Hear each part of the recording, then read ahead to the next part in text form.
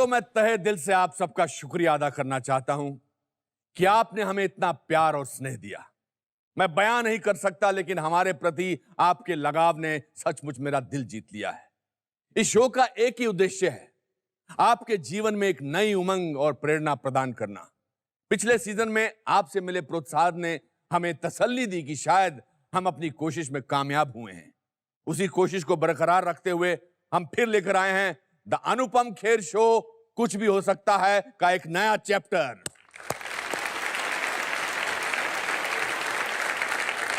तो दोस्तों, दिल थाम के बैठिए और आनंद लीजिए, क्योंकि शुरू होने वाला है द अनुपम खेर शो कुछ भी हो सकता है। पिछले सीजन में हमने बहुत विचित्र कहानियां सुनी। इस बार भी मेरे कुछ ऐसे अद्भुत मित्र आपसे रूबरू होने आएंगे जिनका जीवन रोमांच और आशावादी कहानियों से बुना है। इन कहानियों में कहीं संघर्ष की दास्तां होंगी तो कहीं किस्मत का करिश्मा, कहीं भय पर जीत का किस्सा होगा तो कहीं निडरता की कथा। आइए देखते हैं इस सीजन की एक छोटी सी झलक।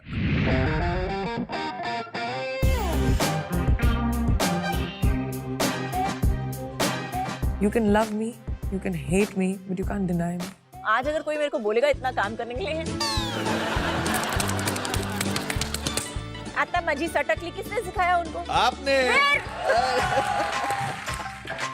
मेरा कंट्रीब्यूशन इंडस्ट्री का स्टबल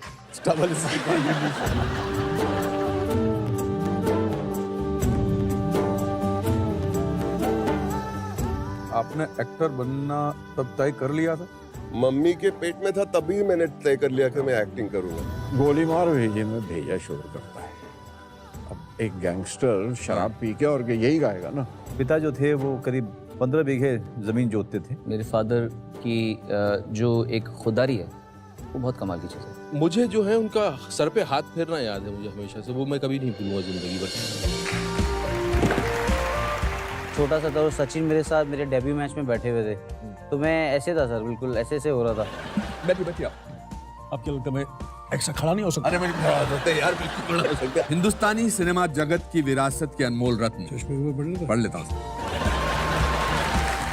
कभी किसी ने बिलीव नहीं किया था कि एक लड़की हैदराबाद से काउडंग कोर्ट पे खेल के एक दिन विंबलडन खेलेगी। एंड उस टाइम पे मेरा ख्वाब था कि मैं एक दिन नंबर 1 बनूं। अगर ये हो सकता है तो ऑब्वियसली कुछ भी हो सकता है। क्या बात है। दोस्तों, आज जो मेरी मित्र यहाँ आई है उनके आत्मविश्वास की कोई तुलना नहीं। 18 साल की उम्र में इन्होंने अपने आत्मविश्वास से पूरे विश्व को सम्मोहित कर लिया था। कला क्षेत्र में कड़े संघर्ष से इन्होंने अपनी एक अनूठी पहचान बनाई है।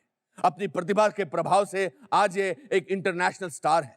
Please welcome farmer miss world, the national award winner, a brilliant actor, a singer, Priyanka Chopra.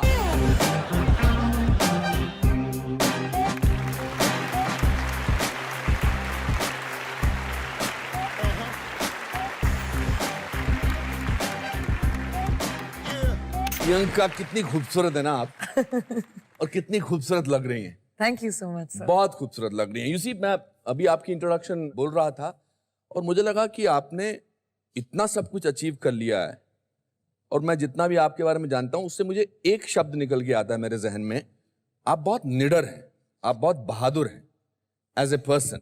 I think fearless होना वही एक ऑप्शन बच जाता है जब आपको फेलियर नहीं अच्छा लगता।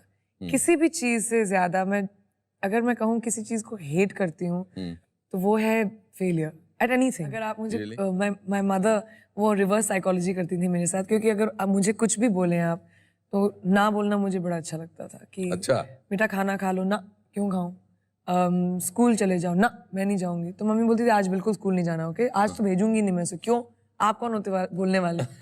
सो शी यूज्ड टू ऑलवेज उल्टा। क्या फीलिंग होती थी ना बोलने से?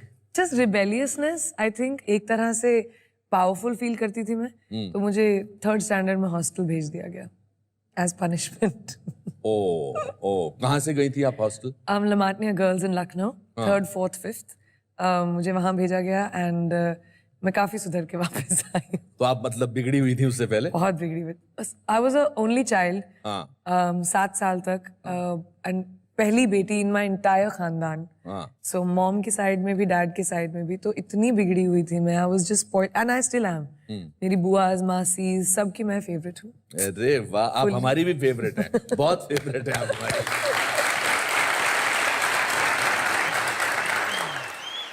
और आप बोलती भी बहुत थी बचपन में. चैटरबॉक्स. चैटरबॉक्स. Very इसीलिए teachers. आपका नाम मिट्ठू रखा गया था, जो आपको पसंद नहीं है और आपको बिल्कुल अच्छा नहीं लगा होगा कि मैंने इस बारे में बोला. अच्छा, आप अपनी मम्मी. मिट्ठू कौन नाम रखता है अपने बच्चे का? जब मुझे समझ में आया कि अच्छा ये तोते का नाम होता है और क्योंकि मैं हमेशा बात करती हूँ, I too mimic people a lot. अच्छा. सो मेरे पेरेंट्स बड़ा एम्बैरेस हो जाते थे कि कि मैं ऐसी चीजें करती हूँ. जैसे वेरी फनी, एक बार हम आर्मी मेस में पार्टी हो रही थी and children are allowed army mess वगैरह में. तो कोई वेरी इंपॉर्टेंट जनरल टाइप थे, तो खाना खा के उन्होंने बड़ी जोर से डकार मारी, तो मैंने भी बच्ची पीछे डकार तो my father just put him, उन्होंने अपना ना हाथ मेरे मुंह पे रखा और बोला लेकर जाओ इसको. What is this? तो तब से मैं मिट्ठू बन गई और मुझे वो नाम बिल्कुल नहीं अच्छा लगा. और फिर पापा आपके कर्नल चोपड़ा सर्जन थे इन आर्मी. जी. And mom. Mom double PhD हैं, वो गायनेकोलॉजिस्ट एंड ENT स्पेशलिस्ट हैं. My god. तो प्रेशर रहता होगा बचपन में कि when you have such educated and such brilliant parents कि ये ऐसे ही तभी फर्स्ट आना है. हमारी पूरी फैमिली बहुत एकेडमिकली इंक्लाइन रही है. आई थिंक ऐसा कोई आइडिया नहीं होता था कि आप एक्टर बन सकते हो. मेरी फैमिली में से कोई कभी मुंबई भी नहीं आया था. तो it was just you don't think that you can be an actor और अ सिंगर और मॉडल, ये सब चीजें. और मैं तो 17 साल की उम्र में सिर्फ अपने प्री बोर्ड स्किप करने के लिए मैं मिस इंडिया में आई थी कि चलो मेरे बोर्ड नहीं होंगे. And science student, physics, chemistry, maths, मुझे इंजीनियर बनना था बिकॉज खून से मुझे चक्कर आते हैं. And all my life I grow up in hospitals with my parents. क्योंकि यू नो नाइट ड्यूटी पे वो जाते थे and whatever, so I used to always be in hospitals. तो वो फॉर्मेल्डिहाइड की जो स्मेल है ना अभी तक मुझे उससे ना एकदम घिन आती है. सो आई डिसाइडेड कि मुझे डॉक्टरी बिल्कुल नहीं करनी, but I loved science, so I wanted to be an engineer. वहां से यहाँ. और इस पूरे दौर में there was a period when you were in Leh and Ladakh. जी. आप मॉनेस्ट्री वगैरह में चली जाती थी. स्तूपास में भागती हुई स्तूपास जो वहाँ पे होते थे, वहाँ पे चली जाती थी और मॉन्क्स के साथ बैठती थी. I used to climb mountains. I loved mountains. मेरी मॉम मुझे माउंटेन गोट बोलती थी. और आप अमेरिका गई अपनी किसी आंट को विजिट करने के लिए कुछ छुट्टियों के लिए, and then you decided to stay back. पहली बार मम्मी अमेरिका जा रही थी तो मैं अपने भाई के साथ मॉम के साथ हम लोग गए. एंड मैं अपनी कज़न के स्कूल गई थी कि वहाँ का स्कूल सिस्टम कैसा होता है, जस्ट दिखाने के लिए. मेरी कज़न हमें दिखाना चाहती थी एंड वो लोग जरा टेस्ट वेस्ट दे रहे थे, तो यू नो काउंसलर बोलती तुम भी बैठ जाओ. दे वर testing IQs and something in the class. So I was spending the day with her, but I tested very high. तो the school said कि आप हमारे स्कूल से ग्रेजुएट करो, हम आपका you know वीजा वगैरह करवा देंगे. So I got very excited. I said I'm okay to live here. Mummy papa के बिना ठीक है, मैं मासी के साथ रह लूंगी. And I stayed, and my mom was okay with it. आपको अकेलापन या नहीं महसूस होता था? मेरी फैमिली ने मुझे ऑलमोस्ट लिटरली रेज किया है. अच्छा. क्योंकि मेरी मम्मी और पापा बहुत पढ़ रहे थे उस टाइम. तो उनकी PhDs चल रही थी when I was born. तो मेरी मासी जिनके साथ मैं रही, मेरी नानी, my nana, they literally raised me at least 5 साल की उम्र तक. My parents didn't see me for 4 years. And but something you were unhappy about in America. Ji, usually you know हम लोग अमेरिका में against black people or white people you hear about racism. Indians के बारे में कोई सोचता नहीं है इतना, लेकिन मेरे साथ कुछ लड़कियां भिड़ गई and actually they were African American, they were black girls strangely. और जो उनको ब्राउन कलर पसंद नहीं था. पता नहीं, उनको मैं पसंद नहीं थी शायद. आप पसंद नहीं थी. I was 16. मुझे ब्राउनी बोलते थे और बोलते थे जाओ तुम कड़ी बनाओ, यहाँ के आई हो, अपने देश जाओ. एंड मेरे लॉकर पे लिख देते थे एंड इट रियली अफेक्टेड मी. हाँ, वही क्या इफेक्ट होता था? यू नो आप कॉन्फिडेंस अपना पूरा टूट जाता है. मैं अर्ली जाती थी स्कूल ताकि पहले क्लास में पहुंच जाऊं. मुझे वो लड़कियां मिले नहीं हॉलवेज में. I used to leave late या पहले चली जाती थी मैं ताकि बस में ना मिले. फिजिकल फाइट्स भी हुई. सो फाइनली मेरी मॉम मुझे विजिट करने आई थी एंड आई सेड कि जो भी है मुझे घर वापस आना है. I just need a break. I need to feel like I belong somewhere. So it was not easy growing up. I was scared. I was very scared. I didn't know. I had very low self-esteem growing up because मुझे मेरी family में काली काली बोल के as a joke. Punjabi families में dusky skin को ज़्यादा appreciate नहीं करते. और मेरी पूरी family गोरी चिट्टी है. और मैं और मेरे dad dusky निकले. तो फिर हमारे लिए बड़ा अरे बेचारी का क्या होगा, कोई शादी नहीं करेगा. ऐसा सब सुनने को मिलता था मुझे when I was growing up. And I was a child. मतलब 12-13 साल की उम्र में. तो all these things really affected me that time. But I was very smart. Academically मैं बहुत अच्छी थी आप. I was good at everything. अच्छा. मैं academics में अच्छी थी, मैं गाना गाती थी, मैं डांस करती थी, मैं plays करती थी, मैं projects करती थी. So I was a multitasker in school. So I think I developed अपना confidence मैंने उस तरह से develop किया कि अगर ठीक है इस क्षेत्र में which is looks and उन सब चीजों में if I'm not that good looking तो I'll hone my skills in 17 साल की उम्र में आपके भाई ने आपकी मम्मी को कह के एक मिस इंडिया का फोटोग्राफ्स भिजवा दिए. दीदी तो इतनी प्रिटी है, दीदी इतनी लंबी है, दीदी बिकॉज अमेरिका रिटर्न थी ना मैं भी अपने आप को मैं भी थोड़ा तोप समझती थोड़ा सा एक्सेंट आया था आपका तब. बहुत बड़ा एक्सेंट. और आप यहाँ पर आके तो और बर्बाद करती होंगी लोगों को. मैं तो वैसे ही बात करती थी, तोप समझती थी मैं अपने आप को जब मैं बॉस्टन से वापस बरेली आई. मेरे डैड ने मेरे सारे वेस्टर्न क्लोथ्स कॉन्फिस्केट कर दिए. अभी बरेली में जीन्स और टी शर्ट भी पहन के आप बाहर जाओ, छोटा शहर है, यूपी है, तो लोग मुड़ मुड़ के ऐसे ऐसे देखते थे. And I had also grown up. तो मेरे डैड ने सलवार कुर्ते बनवाए और सारे मेरे क्लोथ्स को कॉन्फिस्केट कर दिया. तो मैंने बोला कि ठीक है मैं लूज शर्ट्स तो पहन सकती हूँ. तो मैं अपने डैड के क्लोजेट से उनके शर्ट्स लेती थी और उनको बांध देती थी. अच्छा. बटन वटन निकाल देती थी. उसमें भी स्टाइल छोड़ा नहीं आपने. हम भी कोई कम है. कौन से फोटोग्राफ्स थे ये? आपने फोटो खिंचवाए थे या जो घर पे पड़े थे या नहीं क्या? मैं फोटोज ले रही थी for college scholarship in Australia. अच्छा. लाइक फॉर्मल पिक्चर्स भेजने के लिए. जी. तो फोटोग्राफर ने बोला आप बड़ी सुंदर हो, थोड़े फोटोज ले लेता हूँ मैं. तो मैं भी थोड़ी ताड़ में आके मैंने भी बोला ओके ले लीजिए. All right. ये कहाँ पर था? बरेली में. अच्छा. तो उसने फोटोज लिए विच अभी ब्लो अप करके उनकी पूरी दुकान में है पे वो. लगे होंगे. हाँ. लेकिन वो फोटोज मेरी मॉम ने वो सॉफ्ट फोकस ऐसे देखते हुए फोटो. अच्छा लगा. दोबारा देखो.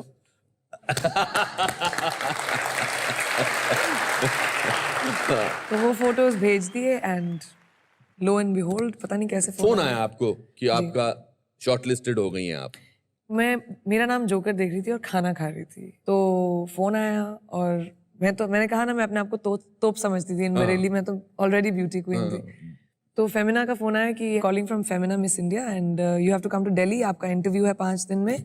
हील्स लाइएगा, मेकअप मत पहनिएगा and will see you then. तो आई सेड अरे ये मतलब नाम जानते थे मेरा. सो आई हंग अप. और मुझे आई हैव नो आइडिया कि मेरी मॉम ने भेजे हैं ये फोटोज. ओह अच्छा. हाँ आपके पास तो बिल्कुल इन्होंने बताया ही नहीं था. मुझे पता ही नहीं है. वाह. तो मैंने जाके मॉम को बोला देखो मैं कितनी बड़ी तोप हूँ. फेमिना को पता है कि मैं यहाँ पर हूँ, कि मैं बरेली में हूँ.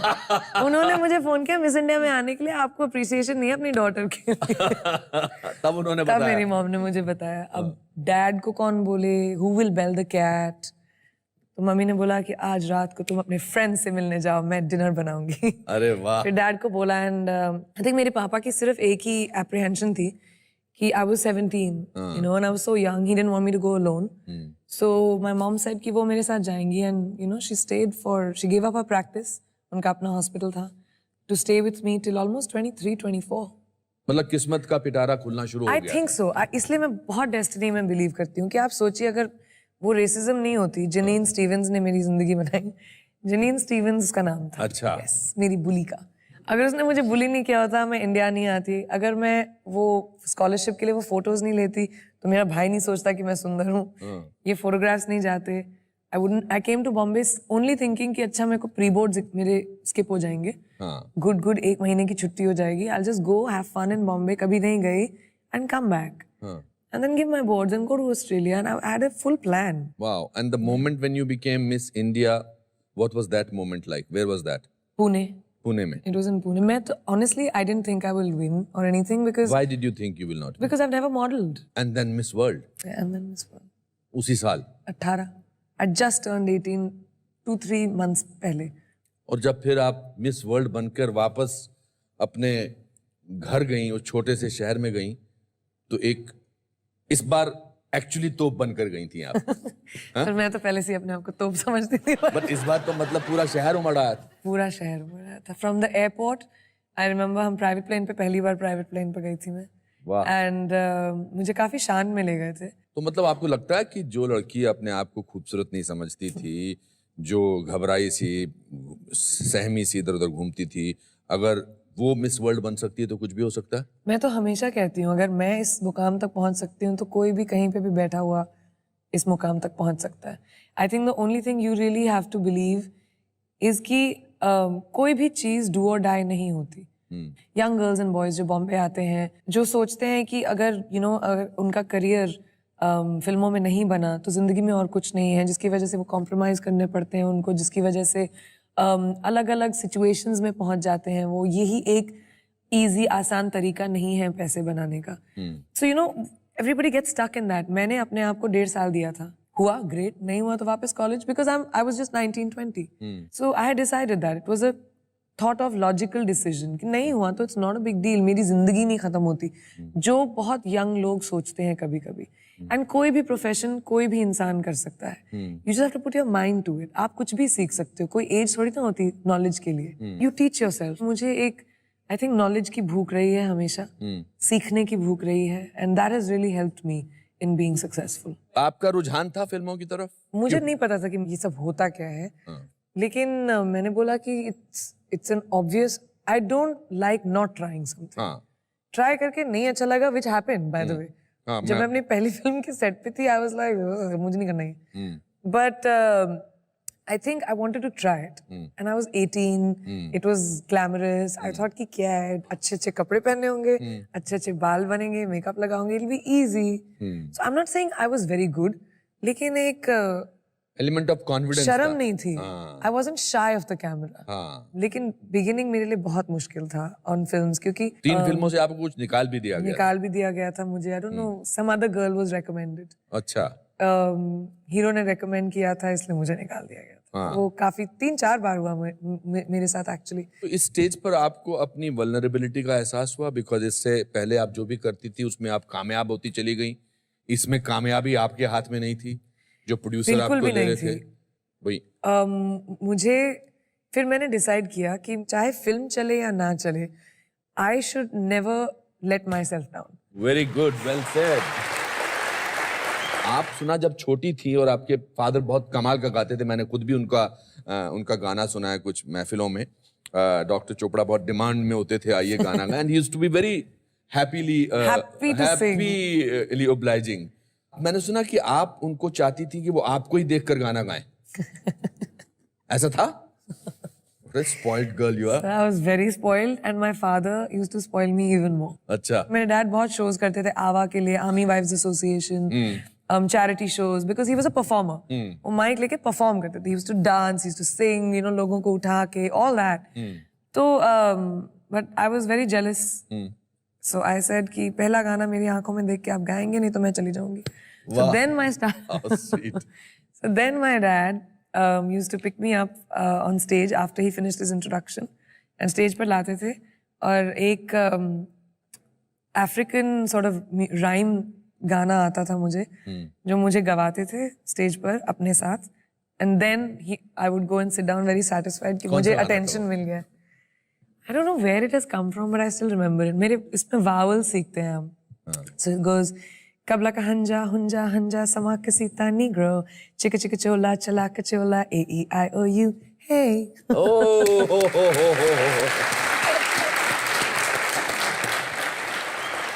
आपकी early memories of your time spent with your father क्या है?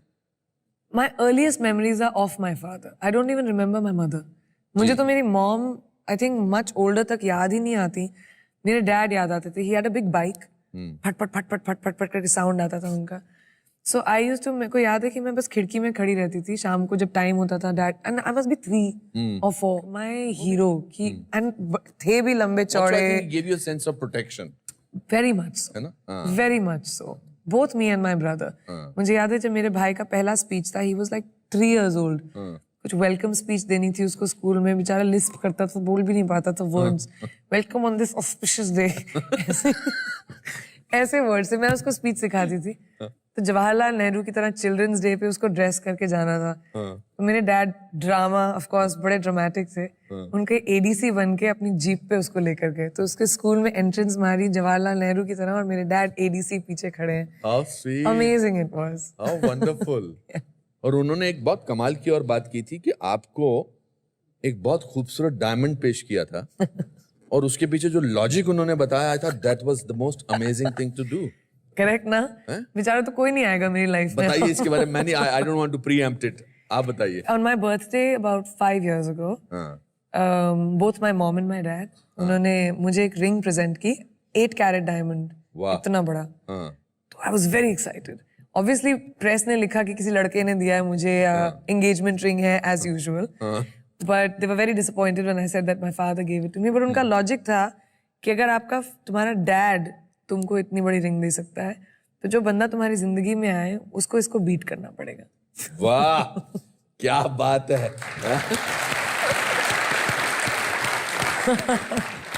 How wonderful. मुझसे बेटर ला के दिखा। उससे बेटर लाके दिखा दोस्त, तब मानूंगा। तब मानूंगा मैं। What do you miss about him? Everything.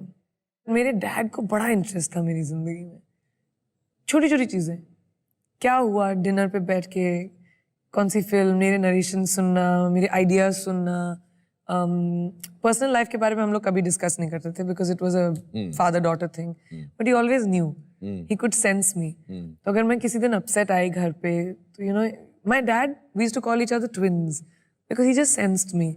तो मुझे बोलते थे आज का सेंसेक्स क्या है? तो whenever I walked in, Sensex means कि what is the feelings of today, wine का ग्लास खोलूं या बॉटल। अच्छा। You know that kind of कि आज जरूरत है या नहीं। He used to just wait to see me. I think उनकी आंखों में एक तरह से pride and joy मेरे लिए हमेशा बहुत था। I miss seeing that in someone's eyes. और आपकी रिस्ट पे जो लिखा है वो इस बात का प्रमाण है। हाँ, this is actually मेरे डैड पापा की हैंडराइटिंग में लिखा है, dad is little girl. Little girl. Yeah, What an amazing father. he was an amazing. Amazing father, wonderful. You see, tragedy वो नहीं है कि आप उनकी याद में आंसू बहाते रहें, ट्रेजेडी वो है कि उसके बाद बावजूद भी आप मुस्कुराते रहें। I think so. मैंने बहुत कोशिश की after my dad passed to deal with it. लेकिन जब भी मैं घर आती थी मैं भूल जाती थी कि डैड नहीं है। I don't know, और अभी भी मुझे कभी कभी नहीं लगता। तो मैंने एक्सेप्ट कर लिया इस बात को कि ये फीलिंग हमेशा मेरे साथ रहेगी। He is there very tangibly with me. इसलिए आई थिंक मैं उनकी मेमोरीज को अपने साथ इतनी विविडली रखती हूँ शायद that I don't feel he's gone. So I'm not sad about it.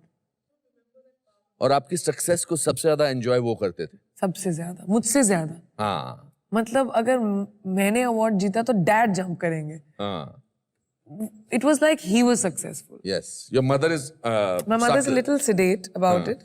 And वो हमेशा थोड़ी सी बैक सीट लेती थी मेरे डैड के लिए। जी। She always calls herself his reflection. कि you know फैमिली में एक ही स्टार हो सकता है। And my dad was a star. And he was charming. Flirtatious. Yes. Big flirt. Yeah. All the women loved him. He made them laugh. So full charm he was. You know, आपकी खूबसूरती का एक और राज क्या है? क्या? कि आप एक्चुअली एंजॉय करती हैं हर मोमेंट जो आपने जिया है। Yeah, I do live the moment. I don't like कि जिंदगी में इतनी सारी चीजें होती हैं। No matter what is happening in the world, the show must go on. Action और कट के बीच में आप अपनी जिंदगी को नहीं ला सकते। जब मेरे डैड की डेथ हुई, मैंने मेरी कॉम 4 दिन बाद शुरू किया। It doesn't mean कि I wasn't hurting. It doesn't mean कि मेरी जिंदगी में इतना बड़ा अपहीवल नहीं हुआ था। But I needed to do what I needed to do. And I think वो इसलिए मैं उस मोमेंट में रहना पसंद करती हूँ जो अभी हो रहा है। How do you deal with adversity? How do you deal with criticism? I'm very self-made. मुझे मेरे करियर में किसी ने मेरी मदद नहीं की। कभी मेरा कोई गॉडफादर नहीं रहा है, या कोई बॉयफ्रेंड नहीं रहा है, या कोई रेकमेंड करने के लिए। मैं हमेशा मेरिट पे मुझे अपना काम मिला है, और वो बहुत मुश्किल बात होती है। सस्टेन करते रहना अपने आप को, क्रिएट करते रहना। मुझे सिर्फ मेहनत आई बचपन से कि आप मेहनत करो मिल जाएगा आपको, पढ़ोगे अच्छे से तो एग्जाम में रिजल्ट मिलेंगे. You know I have been raised like that. और मैंने बहुत सारे लोगों से काफी चीजें उठाई हैं as an actor. Akshay Kumar से मैंने पंक्चुअलिटी सीखी कि आपकी आपने 9 से 9 या 12 घंटे अगर प्रोड्यूसर को दिया है तो वो चाहे आपसे काम करवाए या चाहे आपको बैठाए, आपने उनसे पैसे लिए हैं और आप प्रोफेशनली बिहेव करो. It made me think.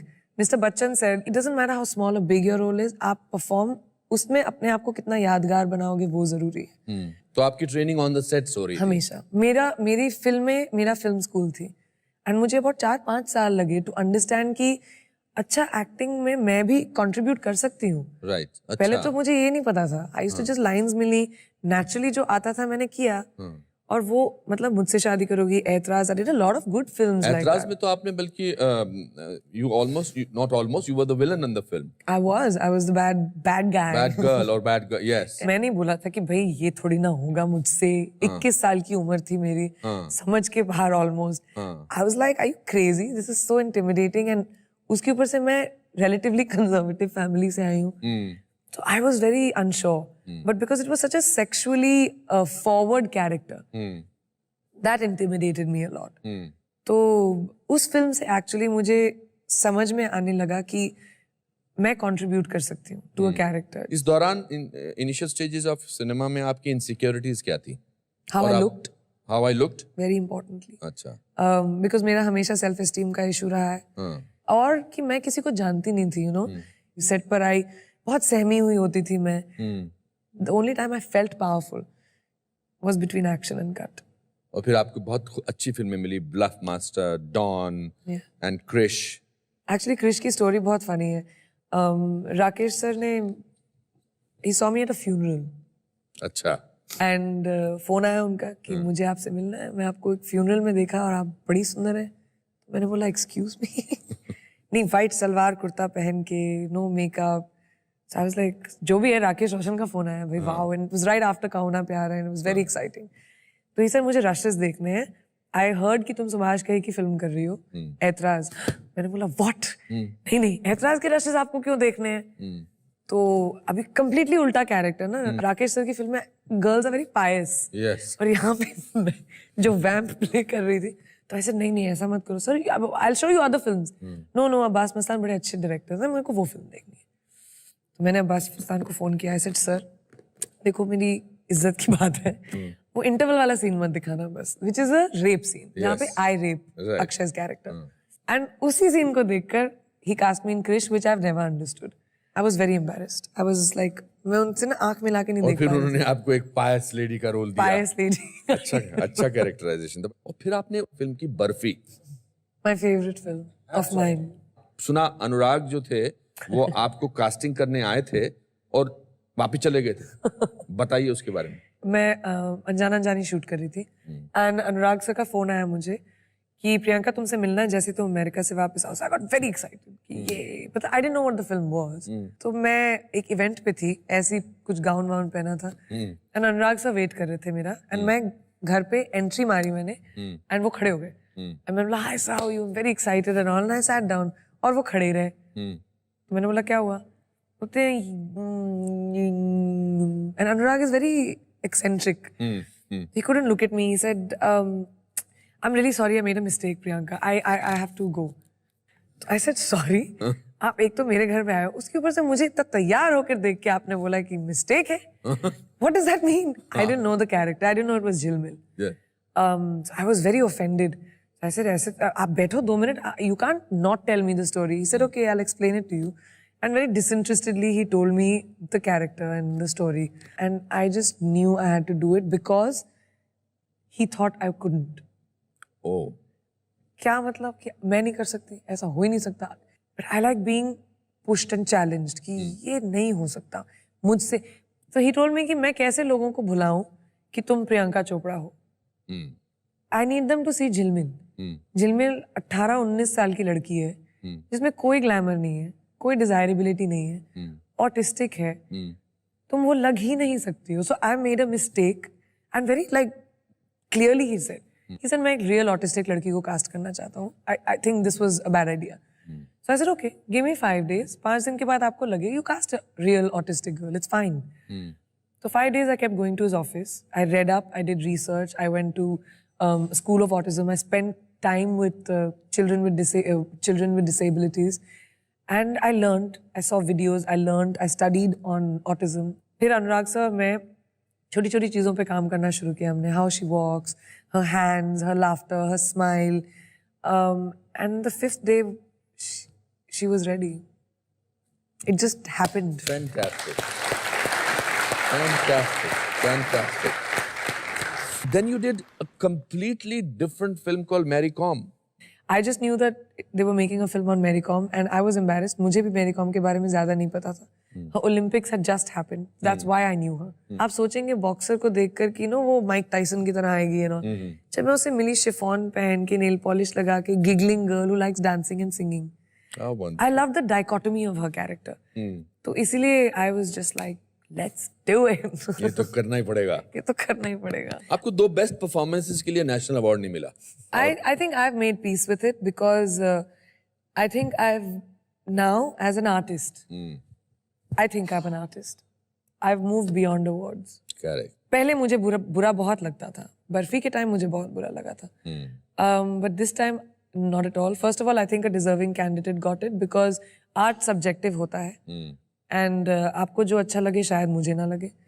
The one thing no one can take away from me is how hard I work. And I'm very good at my job. Only because I've taught myself that. मैंने पढ़ाई की इसीलिए I'm good at what I do.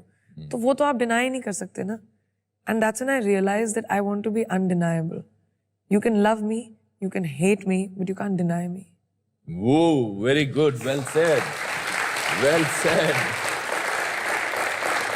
कितने सारे आपने अभी role निभाने शुरू कर दिए हैं. आप बहुत बढ़िया इंटरनेशनल सिंगर हैं. आप गुडविल एम्बेसडर हैं ऑफ यूनिसेफ.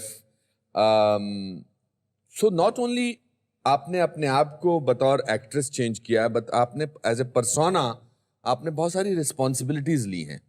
ये ट्रांजिशन ऑटोमेटिक था या ये सटल था या ये जस्ट हो गया या आपने सोचा इसके बारे में?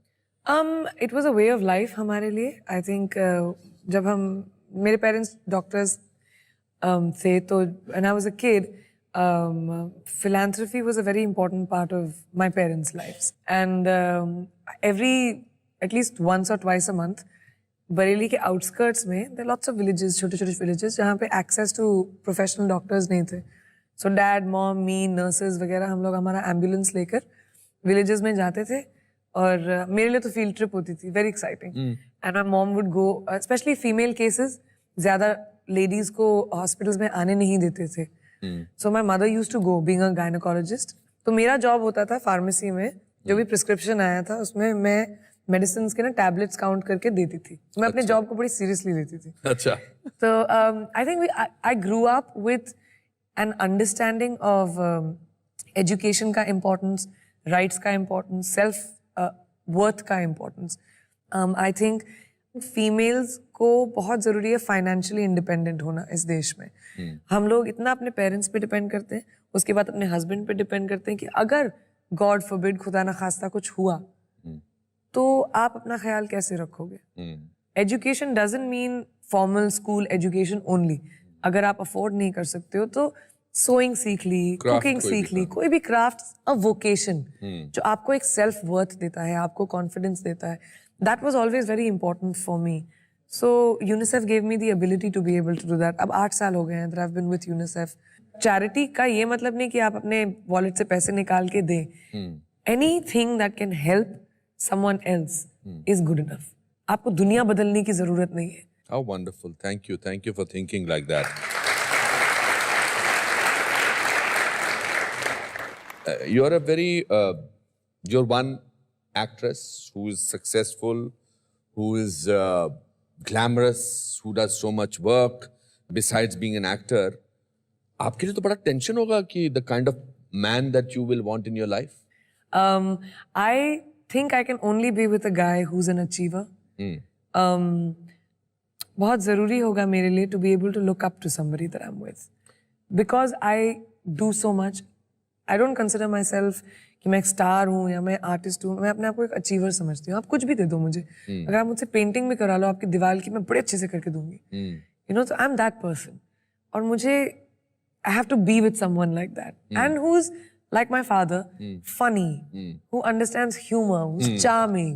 Correct. You know, so it's not very difficult.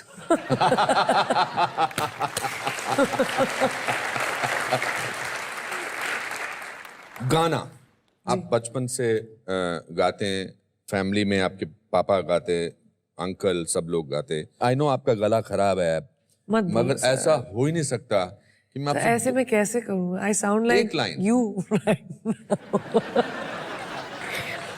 मैंने ऐसा कभी नहीं सोचा. कितने हमारे शो का एक कॉन्सेप्ट है जिसमें हम अपने गेस्ट से या अपने दोस्त से पूछते हैं कि आपकी लाइफ का कोई ऐसा इंसिडेंट जिसको देख के अगर आपको लगा हो कि अगर ये हो सकता है तो कुछ भी हो सकता है. Becoming Miss World. एक तो मैं 18 साल की उम्र में थी. मैंने कभी मॉडलिंग नहीं की थी, हील्स नहीं पहनती थी मैं. आई जस्ट, वो कैसे हो गया? मतलब अभी 6 महीने पहले मैं आर्मी स्कूल में यूनिफॉर्म में थी सर, और सडनली मैं मिस वर्ल्ड बन गई. वो कैसे हो गया? It was just magical destiny, जादू, आई डोंट नो. तो अगर वो हो सकता तो कुछ भी हो सकता. वाह.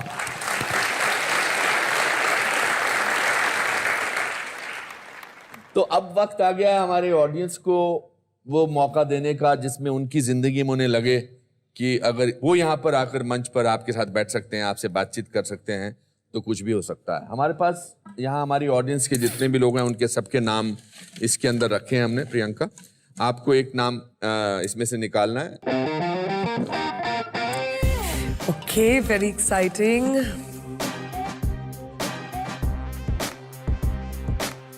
भावना. आइए आइए भावना जी. अरे बाप रे, इतना सीरियस होके आ रही हैं आप. भावना जी, सब ठीक है? हाँ, हाथ कांप रहे हैं. हाय भावना. Pleasure meeting you. Really, really You good to look meet you. stunning, man. Really. तो मैन इधर है. इतना आसान होगा? Hey, ठीक से बैठो. Hey, ऐसे लाइन बोलते हैं. Imagine if I had to work with you. अगर आप मुझे बोलना हो कि सर थोड़ा सा ज्यादा एंग्री हो जाओ, मतलब मेरी क्या मजाल. आई am a directors actor. But sir I am not a director. वही तो बोल रही हूँ मैं. मेरी क्या मजाल कि मैं an actor as accomplished as you को बोल पाऊँ. I feel like that right now. So I haven't even thought of a cast because I can't even think of myself as a director yet. भावना जी, आप हम प्रियंका की तरफ से इनकी पसंदीदा कुछ चीजें आपको देना चाहेंगे. जी सर, थैंक यू. आइए.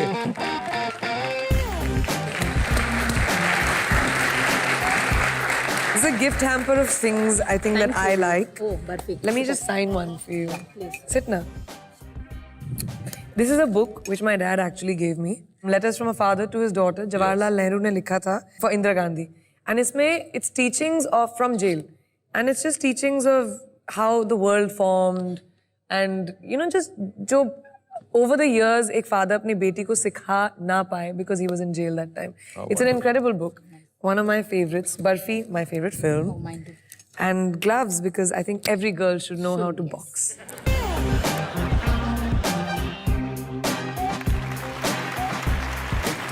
आइए. Thank you. You made my day. I mean, my life, rather. Of course, selfie.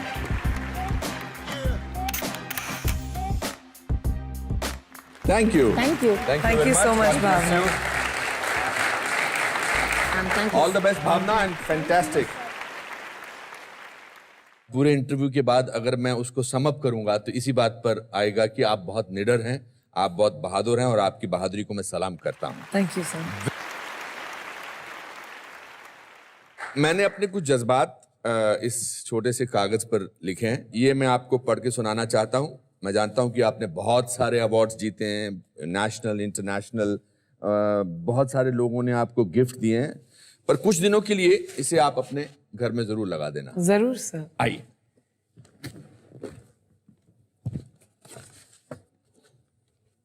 Hindustani cinema जगत की गरिमापूर्ण शख्सियत प्रियंका चोपड़ा, आपको हमारा नमस्कार. आपकी उपलब्धियां आपकी सच्चाई का प्रतीक हैं. आपकी मुस्कान के पीछे छिपी मेहनत का हम सम्मान करते हैं। आप हर युविका के लिए एक प्रेरणा हैं और हर माता पिता का गुरूर है। आपका आत्मविश्वास और जुझारू रवैया एक स्वतंत्र जीवन शैली का उदाहरण है। आप हमेशा संतुष्ट रहें, इसी प्रकार हमारा मनोरंजन करते रहें, यही हमारी उम्मीद है। Anupam Kher. Thank you sir. जब तक आप मेहनत के बारे में बात ना करें, लोग समझते नहीं है कि कितनी मेहनत जाती है हमारे काम में। बहुत जरूरी है। दोस्तों, मुझे उम्मीद है कि प्रियंका चोपड़ा से मिलकर आप सबको बहुत मजा आया होगा। इसी के साथ आज का शो यहीं समाप्त होता है। हम अगले हफ्ते फिर मिलेंगे एक नए दोस्त, एक नई खुशी और एक नई हंसी के साथ। तब तक के लिए आप अपना ख्याल रखिए, खुश रहिए और याद रखिए कि अगर बिन बादल पानी बरस सकता है, कीचड़ में कमल खिल सकता है, तो लाइफ में कुछ भी हो सकता है। Good night, God bless you.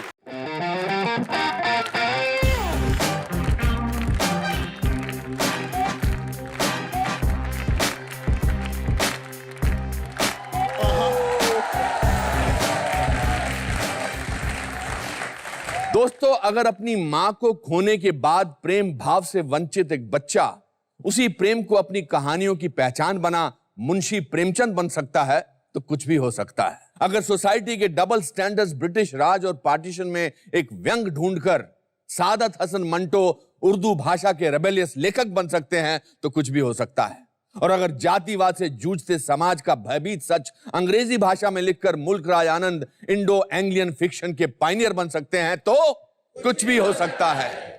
दोस्तों, इंसान का सबसे बड़ा आविष्कार यानी इन्वेंशन है राइटिंग, और राइटिंग हर सभ्यता की बुनियाद है। इसी सोच के साथ welcome to the Anupam Kher show. कुछ भी हो सकता है।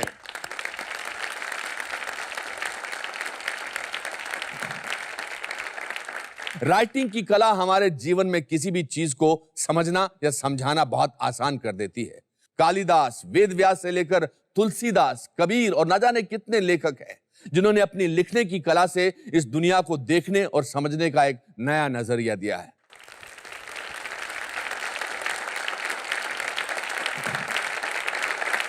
दोस्तों, आज जो मेरे आदरणीय दोस्त यहां आए हैं, वो कलम की स्याही से शब्द नहीं, एहसास लिखते हैं। इनकी लिखी हर पंक्ति में एक अमूल्य परिभाषा छिपी होती है। अपने शब्दों के अंदाज से इन्होंने दुनिया का एक विचित्र आईना बनाया है, जिससे झांकती है कुछ साधारण व असाधारण सच्चाइयां। बहुत बहुत शुक्रिया आपका। आपसे बातचीत करने का मेरा बहुत दिल था पिछले सीजन से, और मैं आपका शुक्रगुजार हूं कि आपने वक्त ढूंढा और आज आप इस शो में आए। इस शो का नाम, आपसे बातचीत तो अक्सर होती रही है जी। सिर्फ ये एक जानने की तमन्ना रहती है कि आपका जी था मुझसे बात करने का या इम्तिहान लेने का, क्योंकि ऐसे मौकों पे अक्सर मैं डरा रहता हूँ। नहीं नहीं, बिल्कुल इम्तिहान नहीं लेंगे। टेक्स्ट से बाहर की कोई बात ना पूछ लें, जितना पढ़ा है उतना ही पूछिए। आपसे ज्यादा पढ़ा लिखा कौन हो सकता है, या आपसे ज्यादा ज्ञानी कौन हो सकता है।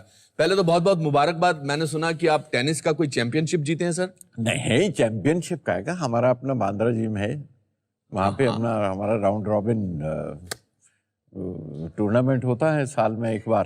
तो जीते हैं कि नहीं? तो जी हाँ, आई गॉट द ट्रॉफी। अरे तो फिर थैंक यू। आपने ये कब डिसाइड किया कि आप व्हाइट कपड़े पहनेंगे? I think it happened from my college time. अच्छा, तब से? जी हाँ। तो मैं सिर्फ ये है कि सफेद कपड़ों में पहले बुशर्ट भी पहनते थे, अच्छा, शर्ट भी पहनते थे, कुर्ता धोती भी पहनते रहे कई साल। बिकॉज बंगाली स्टाइल में अच्छा, धोती कुर्ता पहनते थे? जी हाँ, जमाने में वो भी किया जब हेमंदा के साथ थे जिस जमाने में यार, तो शौक था, अच्छा लगता था। बंगला जबान अच्छी लगती थी, बंगाली बड़े अच्छे लगते थे। और वो तो आप जी, मेरे गुरु भी बंगाली बिमल रॉय के साथ आपने जी हाँ और शुरुआत की, और काफी साल आप उनके साथ रहे। जी हाँ, और सबूत देने के लिए फिर बंगालन से शादी भी कर ली। तो बट यू वर बॉम्बे जब आप आए थे, आप एक मोटर मैकेनिक के यहाँ काम करते थे। मैं हमारी मतलब फैमिली का कुछ रीएडजस्टमेंट जब हुआ तो I was studying in Delhi. अच्छा। तो in that readjustment of family, उसमें मुझे फिर मुंबई, बड़े भाई मेरे यहाँ पे थे, हैं अब भी, जी जी। उनके यहाँ भेज दिया गया। तो फिर यहाँ पे पढ़ने के लिए आया था खालसा में। Took small jobs here and there. What were the jobs that you took? One was this motor garage, motor garage में but not a mechanic. हाँ नहीं, I was motor an garage में। accident कारों के रंग मैच करना। I had a knack for mixing colors and creating shades. उसको touch up करने के लिए। हाँ। तो मुझे एडवांटेज ये था कि वहाँ पढ़ने लिखने का वक्त मिल जाता था मुझे बहुत। और वो Because that time was होता था। books were a passion with me all along, Always. right from school. और आपकी family, your brother wanted you to take up a regular job or something like that. Naturally सारे बुजुर्ग सारे, जो आपके खैरखा हैं, जो बुजुर्ग हैं, हाँ। दे डोंट एक्सपेक्ट कि आप writing to take up as a profession, क्योंकि हमारे यहाँ राइटर की इनकम किताबों के पर तो आज भी नहीं जी सकते आप टोटली जी। लेकिन ये कि राइटर्स के लिए आज दूसरे जॉब्स बहुत हैं, आज और बहुत से काम मिल जाते हैं राइटर के लिए। अब उस जमाने में तो वो सब नहीं था। तो आप उस दौरान जब आपकी फैमिली आपके लेखनी पर एक किस्म का ऑपोजिशन करती थी, तो आप आप उससे कैसे डील करते थे? आप रेबेल थे या नहीं? I was never a big rebel, but you were a very quiet child.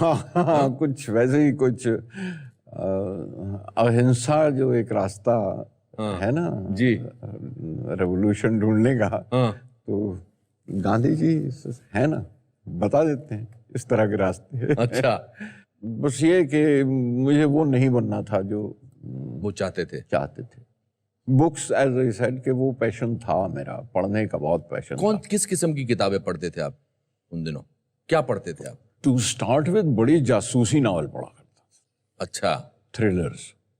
Hindi में पढ़ते थे, अंग्रेजी में पढ़ते थे, उर्दू में पढ़ते? उर्दू में। जी हाँ। तिलिस्मी किला, तिलिस्मी मैं भी पढ़ता था उर्दू तिलिस्मी के। छुरा, बहराम डाकू। जी जी। एक इब्ने सफी थे, इब्ने सफी बीए। जी हाँ, इब्ने सफी। विनोद हमीद के बहुत बड़े राइटर। बहुत बड़े राइटर। हाँ, बस उस दौर में जब वो पढ़ता था मैं, क्योंकि मैंने कहा ना, जैसे फैमिली का अरेंजमेंट था हमारा, तो I had to go and sleep in the shop. अच्छा। दुकान पे सोना पड़ता था जाके। तो फिर खाना खाओ और चले जाओ जाके। तो अब बिजली भी नहीं थी वहाँ, तो एक वो लंबी चिमनी वाली लालटेन। तो और उस उम्र में जाके आदमी अब कैसे 8 बजे जाके कैसे सो जाए, 7-8 बजे तो खाने हो जाया करते थे जी। तो फिर मैं, वो एक लाइब्रेरी थी छोटी सी, पार्टीशन हुआ था, खोखे बना लिए थे रिफ्यूजीज ने ले जाके। तो जो अखबार भी बेचते थे, किताबें भी देते थे, किराए पर भी देते थे, और हफ्ते में 4 आना और किताबें जितनी चाहो पढ़ लो। अच्छा। तो लोगों यही उनका अंदाजा था, भाई 1 किताब पढ़ लेगा, 2 पढ़ लेगा, और क्या। और मैं अब जासूसी नॉवेल का तो ये चस्का होता है कि जब तक क्लाइमेक्स ना मालूम आप छोड़ते नहीं। और मैं रात भर में उसको किताब खत्म कर लेता था, अगले दिन फिर पहुंच जाता था। तो तंग आ गया वो आदमी मुझसे। अच्छा। वो that refugee who had started that, कि घाटे वाली बात हो गई ना। करेक्ट। 4 आने में, तो 4 आने में तो उसने यही कहा कि 4 आने में कितनी किताबें दूंगा भाई मैं तुम्हें। नहीं, और ये ऊपर के शेल्फ से उसने एक किताब निकाली और मुझे ये ले जाओ पढ़, और नहीं है किताबें भी। अच्छा। And that man didn't know कि उस एक वक्त में जब वो किताब निकाल रहा था, वो मेरी जिंदगी का रास्ता बदल रहा है। कौन सी किताब थी? वो किताब उसने दी थी, उसका नाम था गार्डनर बाय टैगोर। अच्छा। टैगोर की नज़मों का ट्रांसलेशन था। ओके। और मुझे उसका कवर पेज भी अभी तक ज़बानी में उसी तरह से जहन में याद है। पहली नज़्म थी माली। बस वो किताब लग गई मुझे, और मुझे बड़ी अच्छी लगी। That change my total pattern of reading and picking up books. And Tagore आज भी मैं उसी तरह से एडमायर करता हूँ। मतलब आज भी है। He is a vast very very big poet. वो हमें तो अभी पहचाने नहीं हिंदुस्तान में उन्हें हमने, और खासतौर पे विश्व भारती में वो बंद रहे इतने साल। तो उनके 60 साल, तो 1940 ही एक्सपायर्ड, तो 60 साल के तो वैसे ही राइट्स नहीं दिए गए, खोले गए। अब आके टैगोर हिंदुस्तान में अब जगह जगह ट्रांसलेट हो रहा है। But my total taste of reading and literature जिसे कह सकते हैं आप, दैट बिकेम माई पैशन। मैंने टैगोर पूरा उनकी सिलेक्टेड पोएम्स एक खास उस उम्र की वो अब पब्लिश की हैं, ट्रांसलेट की हैं वो सारी नज़में जो जहाँ से शुरुआत हुई थी। It completes my whole circle of Tagore. तो ऐसी उसमें क्या चीज थी which made you relate to it? I can't put nail on it, can't put my finger on it कि ये बात थी जिसने मुझे वो ये कर दिया, लेकिन ये कि that gave me a reading from Tagore, Tagore's stories, Tagore's novels, शरचंद्र's novels। Sharatchandra को अगर शरचंद्र के आप नॉवेल्स पढ़ें, शॉर्ट स्टोरीज पढ़ें तो एक ह्यूज कुनबा दिखाई देता है आपको जी, बहुत बड़ी एक फैमिली दिखाई देती है। When I refer to my family, it was a very complex family. And I started seeing my family in Sharchandra's novels. I could see the relationship, different relationships जो एक दूसरे को की राह से गुजर के निकल जाते हैं, एक दूसरे के साथ टंगे रहते हैं, एक साथ टंगे और कहीं हो जाते हैं और कहीं फलांग जाते हैं और कहीं दब जाते हैं। I could see all that in Sharchandra. मेरा ख्याल है कि वो बात थी जो मेरे तय में जो बैठ गई मेरे। सो आपने फिर जब पहली चीज लिखी, how old were you when you wrote your first something which you wrote, कि आपको पढ़ के लगा या जो भी अनुपम, वो भी एक दिन या एक मौका या एक शायद और एक चीज नहीं होती। जी जी जी। बैतबाजी किया करते थे स्कूल में, जिसे आप अंताक्षरी कहते हैं, उसे बैतबाजी कहा करते थे। बैतबाजी? बैत के माने शेर के। हाँ हाँ, अच्छा, बैतबाजी तो फारसी में। जी जी जी। वो पूरी क्लासरूम कैसे, जैसे ये आपके यहाँ बीच में से जगह बनी हुई है, एक क्लास का हिस्सा ये है, एक क्लास का ये हिस्सा है, और आप उसमें बैतबाजी कीजिए। तो उसमें फिर अपनी नहीं, उसमें चोरी किया करते थे। अच्छा, बेईमानी किया करते थे। अच्छा, हाँ, जिंदगी नाम है मर मर के, ये वो अ से देना था, अलिफ से, तो इस जिंदगी का नाम है मर मर के जिए जाने का, तो इस लगा लिया उसमें। तो मौलवी साहब वो बहर के खिलाफ, वो बहर में नहीं है, शेर गलत पढ़ रहे हो, तो मुझे पता है उस्ताद होता है। एब्सोल्युटली। तो उसके बावजूद चोरी तो करना वो फर्ज बनता है, हार तो नहीं सकते आप पॉइंट अपना। फिर घड़ना शुरू कर दिए, पे से घड़ना शुरू कर दिया, रटने भी शुरू कर दिए।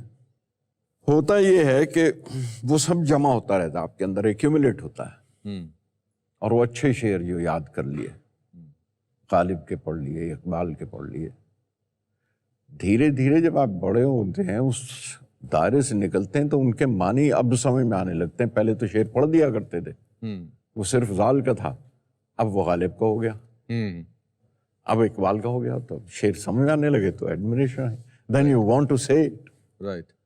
फिर आप नकल करना शुरू करते हैं कि इस तरह का मुझे भी कहना है, इस तरह का कह लो। तो it's a process which finally comes, और वो एक्यूमुलेट हो जाता है आपके अंदर। मैं मिसाल रोजमर्रा की, I hope I am not doing no please, I am very interested, आप बोल प्लीज। आप रोज पूजा करते हैं, रटे हुए हैं, गायत्री मंत्र रटा हुआ पढ़ गए। किसी दिन कोई गुरु जब मिल जाता है, तो जब उसका मतलब समझाता है, तो आपकी बाछें खिल जाती हैं, उसके मतलब समझ में आने लगते हैं। जी जी जी जी। देन यू फील कि यार ये पढ़ना चाहिए। हाँ, that's why I say it's a process to become a writer. You don't turn a writer overnight कि हम बस हमने सोचा अब हम शेर कहा करेंगे तो आगे से शेर कहेंगे, ये नहीं होता। पता कैसे लगता है कि that you are a good writer? Good का तो अभी तक नहीं पता चला, आप बता दें। क्या कर रहे हैं गुलजार साहब? नहीं, वाकई मतलब ये जरूर है कि एक स्टेज पे आपके इतनी तो समझ में आने लगता है, इतनी अक्ल तो आ जाती है कि अगर आप अनुपम खेर आपको बुला रहे हैं, तो आप किसी काबिल तो होंगे, कुछ ठीक ही कह लेते होंगे, वरना क्यों बुलाते हैं हमें, है ना?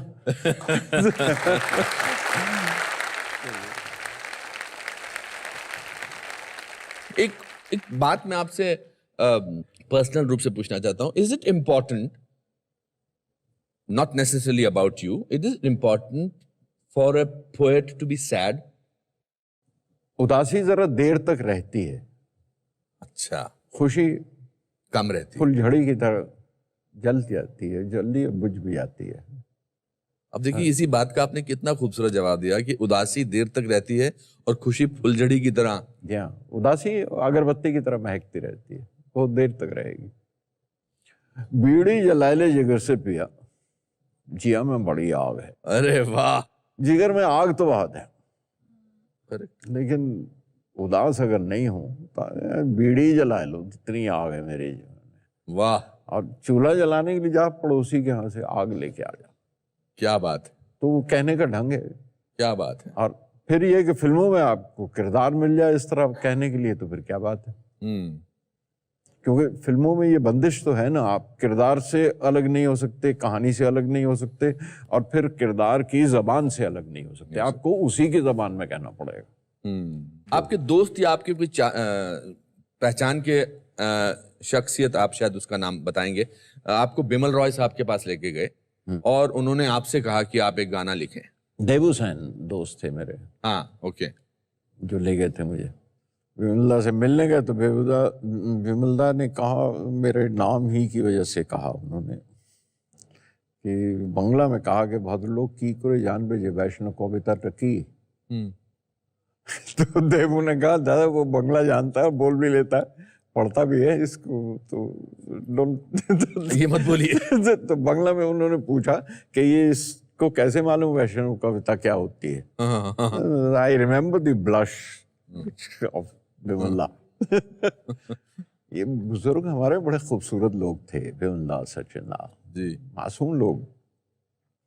सचिन दा के पास भेज दिया, वहाँ पे जाके ट्यून सुनी उनसे, ट्यून के ऊपर ये लिखा, मोरा गो रंग ले ले, मतलब ट्यून बनी हुई थी, उसी के ऊपर लिखा हुआ है। बहरहाल गाना हो गया वो सारा का सारा। तो उसके बाद मुझसे कहा, कहने लगे मुझे मालूम है तुम फिल्मों में नहीं आना चाहते, तुम फिल्मों के गाने नहीं लिखना चाहते, लेकिन अब एक नया पिक्चर बनाता है, शुरू करता है अभी, काबुली वाला। पढ़ा तुमने? मैं कहा जी हाँ पढ़ा। तुम एक काम करो, तुम मेरे इधर असिस्टेंट हो जाओ, it's a director's medium, you will like it,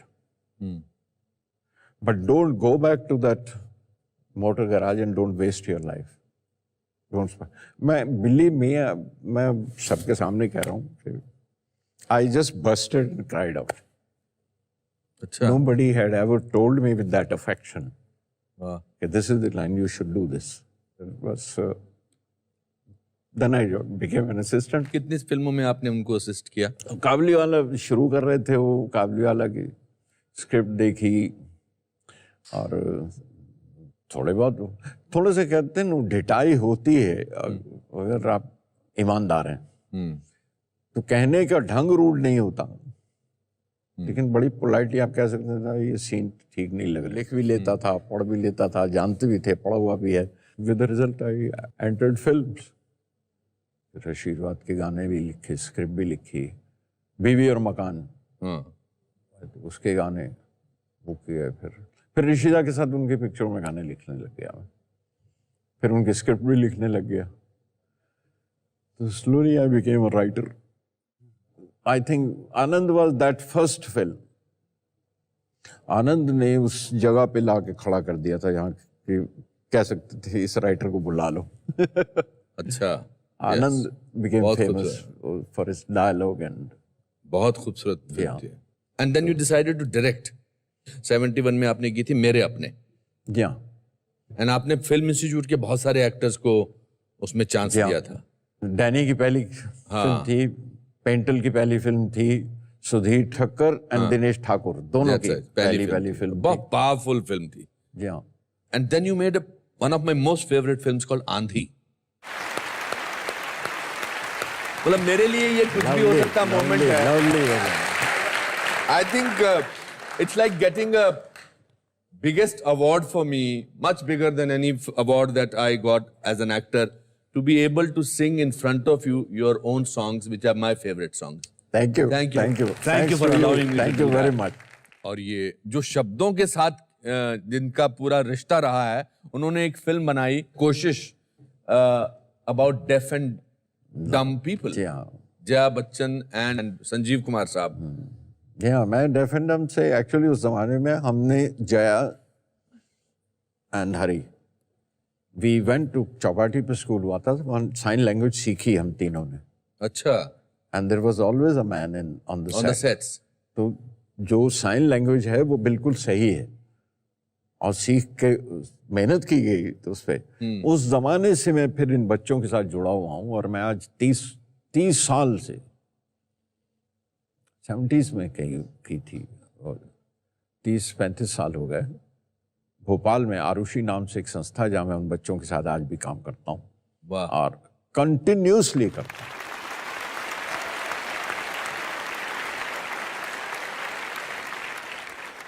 फिर आपने एक बहुत ही रेवोल्यूशनरी फिल्म बनाई, माचिस on terrorism, one of the first of its kind with a realistic portrayal. Again उसका एक गाना became the most popular song, चप्पा चप्पा चरखा चले. That is where Vishal comes in. विशाल ने उसका म्यूजिक दिया. Yeah, Vishal, first film with him and first will for him. और वो मुझे एक मिठाई की दुकान पे मिल गए थे दिल्ली में. वो that's again a लंबी स्टोरी है. नहीं, ये तो मिठाई की, ये तो कमाल की कहानी है. कहाँ पे मिले थे आपको? मैं अमजद अली खान साहब हैं, उन पर डॉक्यूमेंट्री बनाई है मैंने, आप लोगों ने शायद देखी हो. तो अमजद अली खान साहब के लिए एक रिकॉर्डिंग करनी थी दिल्ली में, उन्हें सरोद पर. तो उन्होंने एक स्टूडियो बुक किया था, उसका मुझे एड्रेस दे दिया. तो और वो मुझे मिला नहीं. शाम के वक्त वहाँ पे गया और तो उस ज़माने में ये सेल तो थे नहीं ना. वहीं पे जाके उस स्टूडियो का नंबर था मेरे पास, एक फ़ोन किया. तो मैं कहा जी ये एड्रेस कहाँ है, मैं यहाँ पे खड़ा हूँ. तो जिस आदमी ने फ़ोन उठाया दैट वाज विशाल. विशाल भारद्वाज. जी हाँ, विशाल भारद्वाज. तो विशाल ने कहा जी मैं आ रहा हूँ, आप कहाँ पर हैं इस वक्त. मैं कहा ये यहाँ एक मिठाई की दुकान है जहाँ पे मैं खड़ा हुआ हूँ, फ़ोन कर रहा हूँ आपको. तो कहने आप वहीं पे रहिए, मैं सुबह से यहाँ खड़ा हुआ, मैं अभी आ रहा हूँ. अच्छा. तो ये आए मुझे लेने और वहाँ से वो लेके गए और मुझसे बिलीव मी विशाल को मैं अगर उसके बाद ऑफकोर्स कहने लगे मैं ये करना चाहता हूँ, ये फलाना. मैं कहा ऑफकोर्स बड़ी अच्छी बात है, but of hand it will be very फिल्मी अगर मैं तुमसे कहूँ कि अच्छा मिलना मुझे. It's not that. लेकिन ये कि अगर तैरना है तो बच्चों दरिया किनारे तो आना होगा. जिस दिन आए वो मेरे पास, तो मुझसे उन्होंने कहा कि आपकी किताब मुझे ज़बानी याद है, आप अगर कोई भी लाइन, कोई भी मिसरा, कोई भी लफ्ज़ कहें तो मैं बता सकता हूँ कौन सी नज़म में से हम पूरी नज़म सुना दूँ. My entire book he new by heart. वाह. तो उस ज़माने में जंगल बुक सीरियल के लिए, टीवी के लिए, उसके लिए एक वो बनाना था टाइटल सॉन्ग. तो उसके लिए मैंने वो गाना उनके साथ बैठ के किया. जंगल जंगल बात चली है, पता चला है चड्डी पहन के फूल खिला. So that was the first composition of Vishal for that do, and that was accepted, and that's how Vishal is with me and I'm with Vishal since then. How wonderful. What a great togetherness. In 1999 you made a film called Hututu. जी. And after that आपने direction बंद कर दी. क्यों? दो चीजें हुई इसमें. एक तो ये फिल्म जिस तरह से बनी थी उस तरह रिलीज नहीं हुई. अच्छा. मेरे प्रोड्यूसर थे, उनकी मर्जी, उनकी मलकियत, तो उन्होंने वो सारी काट कटा के रिलीज की. तो जो बनाने के दौरान बोले नहीं, तो ये मीडियम वहाँ के थोड़ा फ्रस्ट्रेट होने लग गया मैं कि जो अपने हाथ में नहीं जिसकी लगाम है तो मैं क्या सवारी करूँ उस पर. I went into a big depression after this. My daughter मेघना was the person who helped me and who brought me out of that. एक तो ये हुआ मेरे साथ. और दूसरी वजह ये थी कि किताबें बहुत ज़्यादा थी मेरे दिमाग में जो करनी है. तो मुझे लगा कहीं ना कहीं आके किसी जगह पे तो एक लकीर खींचनी पड़ेगी. I have to come back to my books which were my passion. Otherwise वो मुकम्मल नहीं होगा, ये दायरा पूरा नहीं हो पाएगा कभी भी, और मैं वो कर नहीं पाऊँगा जो कुछ करना चाहता हूँ. तो वो यूं है कि बस राह में एक मैखाना मिल गया था, तो मैखाने से हो गए फिर वापस आ गए उसी जगह पे. बोस्की ने क्या चेंज किया आपकी जिंदगी में? She is the core of my life. वो आपकी औलाद, आपकी बेटी, पता नहीं सबके साथ हो कि नहीं हो, लेकिन मेरा मरकज उसकी पैदाइश से ही, तभी से वो मरकज बन गई थी, वो सेंटर कोर बन गई थी। और उसका कोई है तो उसके उदास होने से पहले मैं उदास हो जाता हूँ, और उसकी खुशी का लम्हा है तो उससे पहले मैं खुश हो जाता हूँ, मैं फूल पड़ता हूँ। हालांकि नवासा, आप ग्रैंड चाइल्ड के साथ आपकी एक और ही तरह की बंदिश होती है। जी, उनका नाम क्या है? समय। समय। 5 बरस के हैं, बस उनके साथ बंधी हुई है डोर, पूरी जीने की मेरी हर सांस बंधी हुई है उसके साथ। वाह। लेकिन but she remains the core of my heart, she remains the core of my life. आपकी पोएट्री में एक अनबिलीवेबल इमेजरी होती है, मतलब किसी भी गाने को ले लो। One of my favourite songs again is from Masoom, तुझसे नाराज नहीं जिंदगी, हैरान हूं तेरे मासूम सवालों से परेशान हूं। अच्छा, एक सेकंड, गुस्ताखी माफ, आप नाराज तो नहीं होंगे मुझसे? नहीं, अगर आप मुझे करेक्ट करेंगे। नहीं, हाँ, अगर ये कहूँ कि इसकी भी धुन सुना दीजिए तो इससे नाराज थे। आप लोग बताइए, कहना है कि नहीं? यस। गुलजार साहब, इट्स सो अमेजिंग। और इस शहर में आपका हर गाना बहुत कहीं ना कहीं रिलेटिविटी कमाल है आपके गानों की। या तो मैं रिलेट करता हूं, but I am sure lots of people, lots of actors, lots of writers, lot of people who travel on trains, ये गाना हर पर बैठता है और बिल्कुल करेक्ट है। मतलब मैं अभी बात कर रहा हूं तो मेरे रोंगटे खड़े हो रहे हैं। Can I request you to please read कुछ अपनी कविताएं? मेरी एक फेवरेट है, one of the favourites is जो आपने किताबों पर लिखी है। जी हाँ। किताबें झांकती हैं बंद अलमारी के शीशों से, ये देखिए पीछे अपने। किताबें झांकती हैं बंद अलमारी, किताबें झांकती हैं बंद अलमारी के शीशों से, बड़ी हसरत से तकती हैं, महीनों अब मुलाकातें नहीं होती। वाह। जो शामें उनकी सोहबत में कटा करती थी, अब अक्सर गुजर जाती हैं कंप्यूटर के पर्दों पर। बहुत अच्छे। बड़ी बेचैन रहती हैं किताबें, उन्हें अब नींद में चलने की आदत हो गई। वाह। बड़ी बेचैन रहती हैं किताबें, उन्हें अब नींद में चलने की आदत हो गई है। जो कदरें वो सुनाती थीं कि जिनके सेल कभी मरते नहीं थे, जो रिश्ते वो सुनाती थीं वो सारे उधड़े उधड़े हैं। जो रिश्ते वो सुनाती थीं वो सारे उधड़े उधड़े हैं। कोई सफ़ा पलटता हूं तो एक सिसकी निकलती है। बहुत अच्छे। ये कोई सफ़ा पलटता हूं तो एक सिसकी निकलती है। कई लफ्जों के मानी गिर पड़े हैं, बिना पत्तों के सूखे टुंड लगते हैं वो सब अल्फाज। वाह। जिन पर अब कोई मानी नहीं उगते। वाह। बिना पत्तों के सूखे टुंड लगते हैं वो सब अल्फाज, जिन पर अब कोई मानी नहीं उगते। ज़बां पर जायका आता था जो सफ़ा पलटने का। This is how we do. ज़बां पर जायका आता था जो सफ़ा पलटने का, अब उंगली क्लिक करने से बस एक झपकी गुजरती है। वाह। बहुत कुछ तय बतय खुलता चला जाता है पर्दे पर। किताबों से जो जाती राबता था कट गया है। कट गया। किताबों से जो जाती राबता था कट गया है। कभी सीने पे रख के लेट जाते थे, कभी गोदी में लेते थे, कभी घुटनों को अपने रहल की सूरत बनाकर, रहल वो होता लकड़ी का टुकड़ा जिसके ऊपर मुकद्दस किताब रखी जाती। जी जी जी जी। कभी गोदी में लेते थे, कभी घुटनों को अपने रहल की सूरत बनाकर नीम सजदे में पड़ा करते थे, छूते थे जबीं से। वो सारा इल्म तो मिलता रहेगा आइंदा भी, मगर वो जो किताबों में मिला करते थे सूखे फूल और महके हुए रुके, उसमें डाल के आ जाते थे मैसेजेस। वाह। मगर वो जो किताबों में मिला करते थे सूखे फूल और महके हुए रुके, किताबें मांगने गिरने उठाने के बहाने रिश्ते बनते थे, उनका क्या होगा? वाह। शायद अब नहीं होंगे।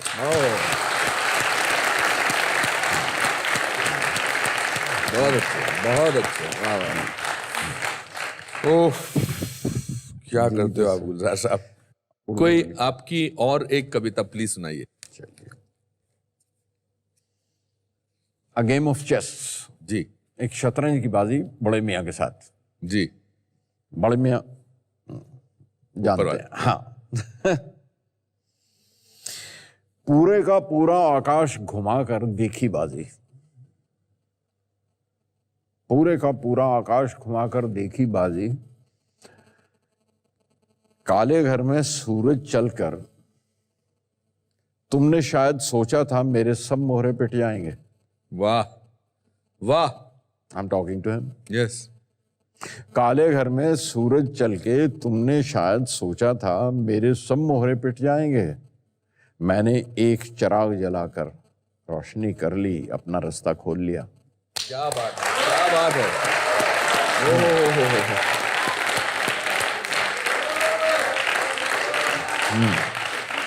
तुमने शायद सोचा था मेरे सब मोहरे पिट जाएंगे। मैंने एक चिराग जलाकर रोशनी कर ली, अपना रास्ता खोल लिया। तुमने एक समंदर हाथ में लेकर मुझ पर ढील दिया। बहुत अच्छा। यू नो द तमसील। यस।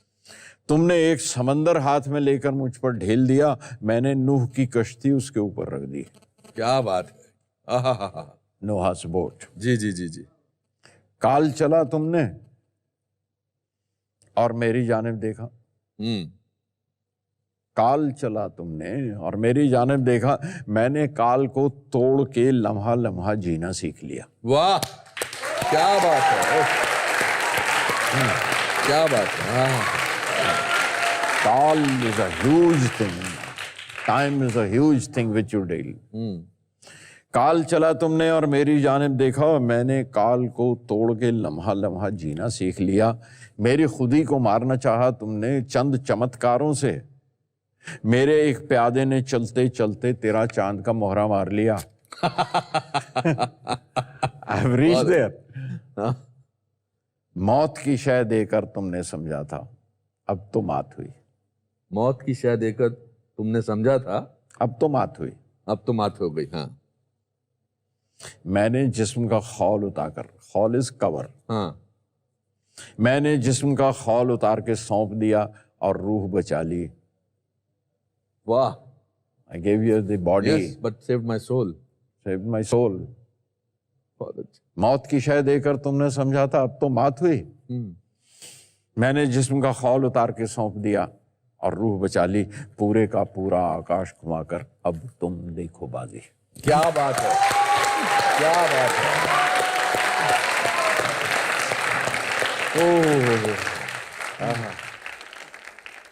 गुलजार साहब, यहाँ ऑडियंस में आपके बहुत से चाहने वाले हैं। हमारे पास इन सब के नाम इस बोल में लिखे हुए हैं। अच्छा, इसमें से आप एक नाम निकालेंगे और जिसका नाम आएगा उसको आपके पास बैठने का भाग्य प्राप्त होगा और वो आपसे एक दो बातें भी कर सकता है। तो आप बताइए। जी, मेरा ख्याल है कलर ग्रीन उठा लिया जाए। जी बिल्कुल। विशेष।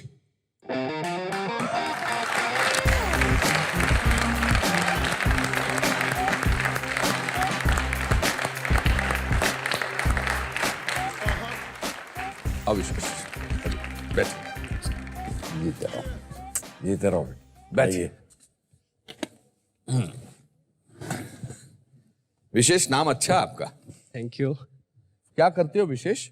सर मैं जर्नलिस्ट हूँ बेसिकली प्रोफेशन से। खुद लिखता भी हूँ और बाकी पब्लिकेशंस के लिए भी लिखता हूँ। ओ, मतलब राइटर हो? बहुत राइटर। अच्छी बात क्या है। बात है, राइटर के आपकी साथ किस्मत मुलाकात विशेष हुई रूप से खुली है फिर तो आज। बिल्कुल, वही भीष्म पितामह के साथ बैठने का मौका मिला। जीते मैं रहो। सर मैं जानना चाह रहा था आपसे कि अगर दिल में गम होगा, दिल गम से भारी होगा, तभी अच्छा लिख पाएंगे? ऐसा जरूरी है? एक अच्छे राइटर के लिए एक दिल टूटना बहुत जरूरी है?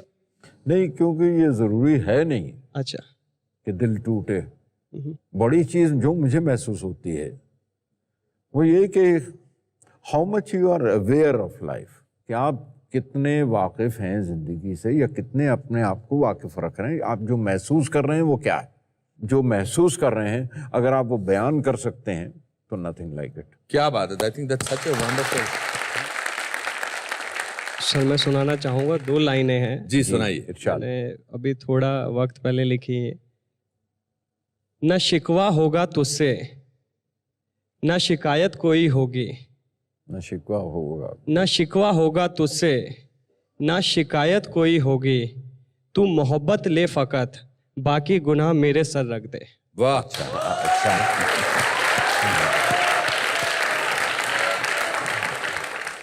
गुलजार साहब की कुछ पसंदीदा चीजों की एक छोटी सी गिफ्ट आपको देते हैं। गुलजार साहब, आप ये अपने हाथों से, हमने आपकी पसंदीदा कुछ चीजें ली हैं। अच्छा। ये आप इस पर अगर आप साइन कर दें। विशेष।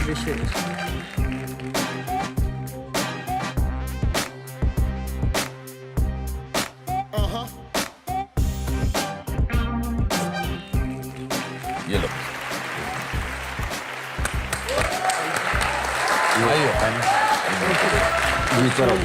एक जो मेरे जज्बात हैं, जो मैंने लिखा, मैं आपको पढ़ के सुनाना चाहता जी हूँ। प्लीज। और फिर अगर आप इसको 2 दिन के लिए भी अपने स्टडी में रख लेंगे तो हम बहुत खुश होंगे। आइए।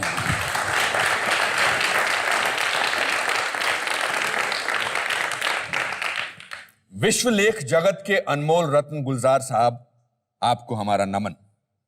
आप सारांश हैं एक रचनात्मक सोच का।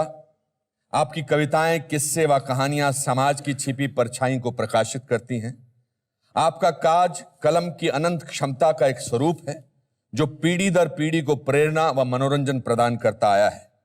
आप विश्व जगत में हर भारतीय का अभिमान हैं। आप अपनी स्याही से हमारे जीवन में शब्दों के रंग इसी तरह भरते रहें, यही हमारी अपेक्षा है। अनुपम खेर। बहुत बहुत शुक्रिया, बहुत बहुत शुक्रिया। ये मेरे पास रहेगा, हमेशा रहेगा। Thank you. बहुत बहुत शुक्रिया, थैंक यू। दोस्तों, गुलजार साहब से यूं रूबरू होकर मुझे बहुत प्रेरणा मिली और मैं उम्मीद करता हूं कि आपको भी मिली होगी। जीवन की सफलता जितनी बड़ी होगी उतनी लंबी होती है संघर्ष की कहानी। तो संघर्ष करते रहिए, क्योंकि आपका संघर्ष किसी अन्य के लिए प्रेरणा बन सकता है। और फिर है ना हमारी फिलॉसफी, लाइफ में कुछ भी हो सकता है। शुभ रात्रि।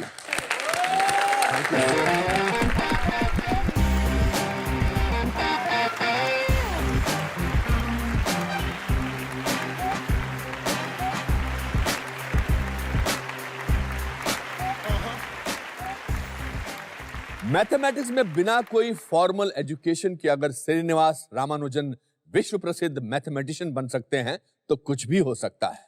अगर छोटे कद के बावजूद एक रेसलर गामा पहलवान वर्ल्ड रेसलिंग चैंपियन बनकर 50 साल अनडिफीटेड रह सकते हैं तो कुछ भी हो सकता है। और अगर एक अमीर घराने का व्यक्ति सामाजिक परंपराओं को त्याग कर गरीब और रोगियों का सेवक बन बाबा आमटे बन सकते हैं तो लाइफ में कुछ भी हो सकता है। दोस्तों, जिंदगी में कामयाबी तभी मिलती है जब इंसान अपने लक्ष्य के लिए एम्बिशियस से ज्यादा पैशनेट हो। इसी उद्देश्य के साथ welcome to the Anupam Kher show. कुछ भी हो सकता है। दोस्तों, आज जो मेरे परम मित्र यहां आए हैं वो एक विस्फोटक शख्सियत है। इनके अंदर का जोश और उमंग एक 16 साल के बढ़ते बच्चे की तरह है, जिनकी उपस्थिति आपको मजबूर कर दे नाचने के लिए, गाने के लिए। प्लीज वेलकम हिंदुस्तानी सिनेमा के सबसे वर्सेटाइल एक्टर्स में से एक, the international star mister Anil Kapoor.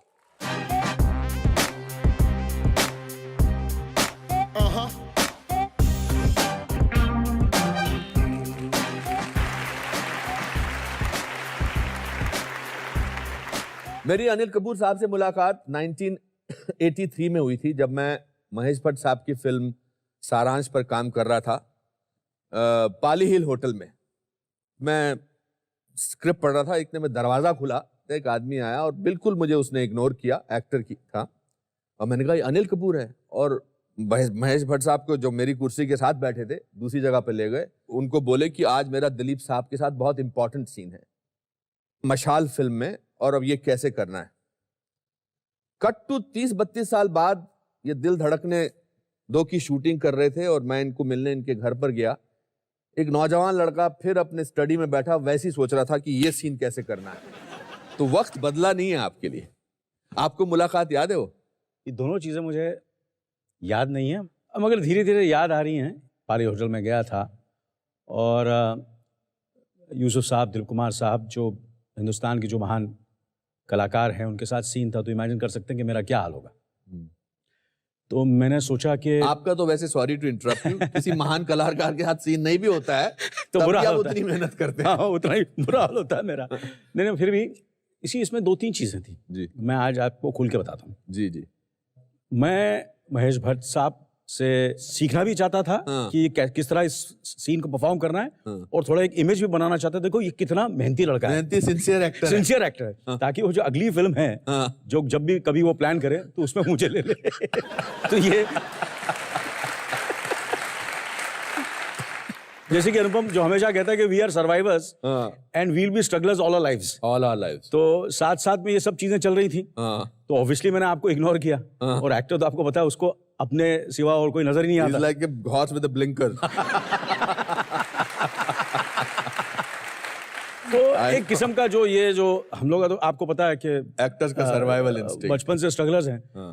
तो ज्यादा इंटेंशन ये था कि भट्ट साहब मुझे अपनी अगली फिल्म में ले ले। इस बार तो ले लिया इसको बूढ़े के रोल के लिए, नेक्स्ट फिल्म में मुझे ले ले। हाँ, वो आपको किस्सा अगर मैं दोहराना चाहूँ तो मैं आपको बताऊंगा कि मेरा जो आपके बारे में जो इमेज था उस वक्त, हाँ। तो उन्होंने कहा कि भैया ये फिल्म मेरी एक उसका स्क्रीनिंग है अपना राष्ट्रीय प्रोडक्शंस में, तो आप जाइए राष्ट्रीय प्रोडक्शंस और देखिए। तो मैंने ठीक है। तो मैं वहाँ पहुँचा। तो जब मैं वहाँ पहुँचा तो स्क्रीनिंग ऑलरेडी हो रही थी, शुरू हो गई थी। वहाँ भी मैं स्क्रीनिंग से ज़्यादा राष्ट्रीय प्रोडक्शन में, I mean very honest, struggle करने गया था कि स्क्रीनिंग के बहाने कुछ वहाँ भी राज भरजातिया साहब मुझे कोई फिल्म में ले ले। सिर्फ भरजातिया को नहीं, मैं जितने वहाँ काम करते थे, जक्की साहब, गुप्ता साहब जी, सब कपूर साहब, सबकी चमचगरी करता था। तो पिक्चर शुरू हो गई थी, तो मैं प्रोजेक्शन रूम में घुस गया। तो प्रोजेक्शन रूम से मैंने देखा कि एक कलाकार है जिसको मैंने अभी कुछ ही दिन पहले या 2 दिन पहले देखा है, जो मेरे ख्याल से मेरी उम्र का ही है, मगर ये बुजुर्ग बूढ़े का रोल कर रहा है। तो ऑब्वियसली मैंने देखा ही कि यार मैं अपने देख ही रहा था नेगेटिव अप्रोच से, नहीं यार ये एक्टर गड़बड़ है यार, ये गलत है। तो मैंने महेश भट्ट साहब को पूछा, मैंने बोला Mahesh the film is very good. Film भी मैंने कुछ ज्यादा देखी नहीं थी, एक आध सीन आपका देखा था। पिक्चर तो जबरदस्त है, मगर आपने कास्टिंग गलत कर दी है। अच्छा, मतलब वहां मेरा पत्ता काट रहे थे। पत्ता काट रहा था। मैंने बोला यार ये कास्टिंग आपकी जो है ये गलत हो गई है। Cut to Filmfare award. देखिए सर, मुझे बेस्ट सपोर्टिंग एक्टर मिला और इनको बेस्ट एक्टर मिला।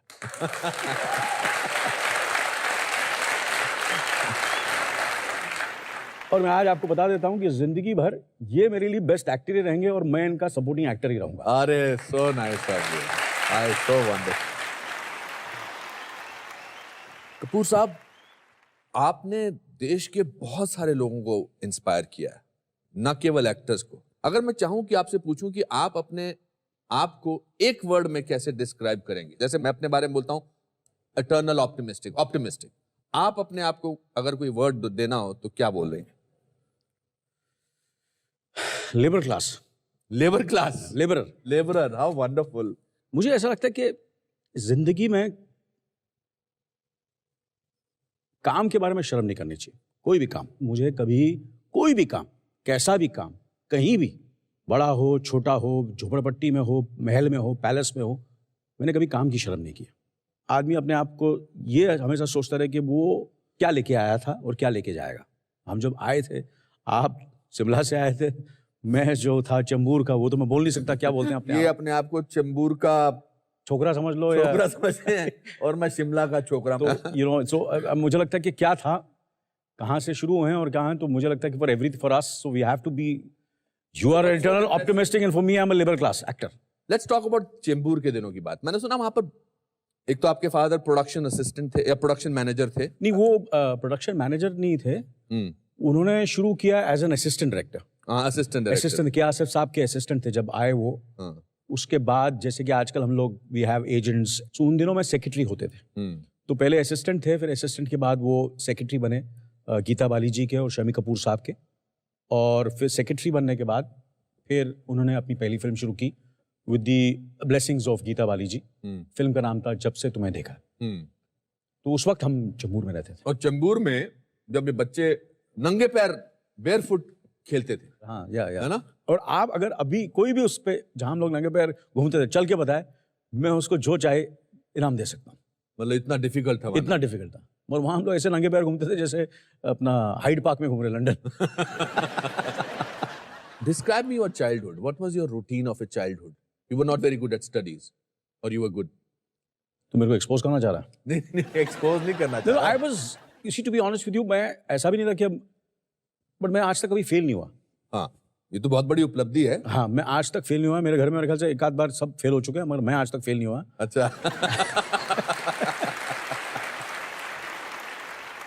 मेरा जो फोकस था घोड़े की तरह था। जब से होश संभाला मैं सिर्फ एक एक्टर बनना चाहता था, कलाकार बनना चाहता था, एक्टर बनना चाहता था। तो इमेजिन कर लो कि पढ़ाई में आज तक कभी फेल नहीं हो और जो चीज मैं करना चाहता हूँ एज एन एक्टर, पहली बार उसका एग्जाम दिया, उसमें फेल हो गया। आप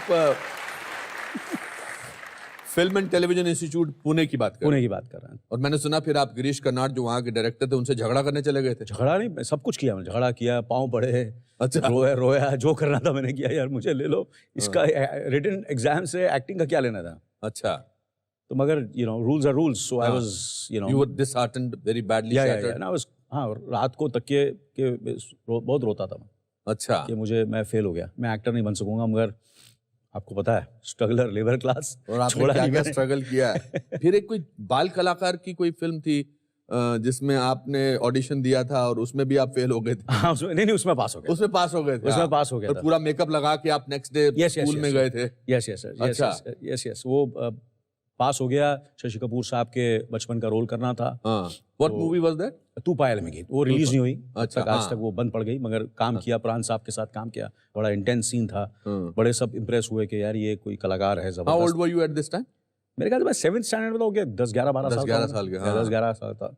उस वक्त से स्ट्रगलर था और उस वक्त से मेहनत करता था। अच्छा। उसमें मुझे सितार बजाना था। अच्छा। उस रोल के लिए। हाँ। तो मैं चंबूर से 3 बस चेंज करके अपना ये जो बांद्रा खाड़ी है ना, वहाँ उसके ऑपोजिट एक बिल्डिंग है, वहाँ मैं सितार सीखने आता था। अच्छा। ताकि मैं सितार ऑथेंटिक सितार बजाऊं। ऑथेंटिक। उसकी कितने दिन शूटिंग की थी? उसकी की हमने 8-10 दिन। 8-10 दिन। You remember how much money did you get for that? पूछा ही नहीं, पैसे कौन पूछता, रोल मिल गया, काम मिल गया। एक बार कहो जो मेरी पहली फिल्म थी, मतलब एज राजश्री वालों की। हाँ, एज राजश्री, उसमें 1500 रुपए मिले थे। तो उसमें अगर 1500 मिले थे, दैट वाज इन 1981 और 80, उसमें 1500 मिले तो यहाँ कितने 500 रुपए मिले होंगे या 200 रुपए मिले होंगे, जो भी है। And Surinder ji, your father was not interested in you wanting to be an actor. नहीं, मैंने उनको बताया भी नहीं था कि मैं यहाँ तो ये शूटिंग करके आए थे, उनको नहीं पता था? नहीं, बताया नहीं था। वही तो, इसलिए तो मैंने कहा मैं आया ताकि सबको पता चले। मैं मेकअप ही नहीं उतारा, पूरी रात मेकअप के साथ सो गया। अच्छा। हाँ। ताकि पता तो चले लोगों के मैं कलाकार बन गया। मेकअप के साथ मैं स्कूल भी गया। अच्छा। हाँ, ताकि वो स्कूल बच्चे जो हैं स्कूल में पढ़ते हैं वो देखें और देखें ये बड़ा लाल लाल लग रहा है ये। स्ट्रगल क्या करते थे? बॉडी बिल्डिंग वगैरह कुछ करते थे या कुछ? नहीं, मुझे गलतफहमी थी कि मेरी बॉडी बहुत अच्छी है और मेरी टांगी बड़े, I have got great legs. अच्छा, ये गलतफहमी थी। गलतफहमी थी। तो मैं समझता था कि आर्नल्ड श्वार्ज़नेगर उन जमाने में उनके लेग्स जो जबरदस्त थे, जो हरक्यूलिस रोल करते थे, उनके लेग्स वगैरह। तो मुझे गलतफहमी थी कि मेरे बाएं इतनी अच्छी नहीं है, चेस्ट इतना अच्छी नहीं, मेरी टांगे बड़ी अच्छी हैं। ये आपको लगता था? हाँ, मुझे ऐसा लगता था। हर कलाकार को एक गलतफहमी होती। तो 2 बार मैं एक्सपोज हुआ इससे। एक मैं एक्सपोज हुआ, मैंने सत्यू साहब की फिल्म की थी, कहाँ से गुजर गए। हाँ। तो उसमें जॉगिंग का शॉट था। अच्छा। तो सत्यू साहब ने बोला यार तू ट्रैक पैंट पहन ले वगैरह। And no sir, I will just wear shorts so that I look very sexy, and big legs, tight thighs and all those kind of things. तो मैंने वो, आपको देखना चाहिए वो सीन। ऐसा लग रहा है कि हम ढूंढेंगे। वो देखिए वो सीन, तो मैं जॉग कर रहा हूँ और ऐसा लग रहा है कि 2 माचिस की तीलियां हैं, वो भाग रही हैं।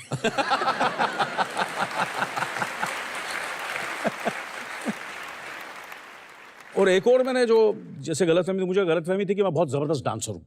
अच्छा। तो ये जब बाबू साहब की एक तेलुगु फिल्म कर रहा था, तो वहां जब मैं पहुंचा तो उन्होंने कहा कि तुम ये कर सकते हो? बोला हाँ। तुम वो कर सकते हो? बोला हाँ। तुम ये कर सकते हो? बोला हाँ। जो बोला हाँ हाँ हाँ हाँ। बोले यार काम दे दे तू। तो उन्होंने उस फिल्म के अंदर एक गाना रखा जिसमें मैं बैले कर रहा हूँ। वो बैले में यू वेयर दोस टाइट, तो उसमें टांगे। हाँ, वो भी आप देख लीजिए। अच्छा। हाँ, वो भी कुछ माचिस की तीलियों से भी बदतर है। वो अल्टीमेटली जो सीन था वो इतना बुरा लग रहा था, वो गाना इतना बुरा था हाँ। कि दैट वाज, मेरे पाँव पड़ लिए, मेरा करियर खत्म हो जाएगा, ये गाना निकाल दीजिए आप फिल्म के अंदर से। वो गाना आपने खुद निकाल ही दिया। सजेशन किया। हाँ, वो। उसके बाद आपकी टांगों के बारे में जो आपकी गलतफहमी थी वो दूर हो गई। वो आज तक उसका एक्सरसाइज कर, आज सुबह भी मैंने एक्सरसाइज की अच्छा। ताकि वो टांगे ठीक हो जाएं, पर टांगे अभी भी पतली हैं। अनिल कपूर साहब, जिसे कहते हैं ना एक कलाकार की मैडनेस, कलाकार की ऑब्सेशन, ये वो 7वीं क्लास के बच्चे से आप में बरकरार है अभी तक।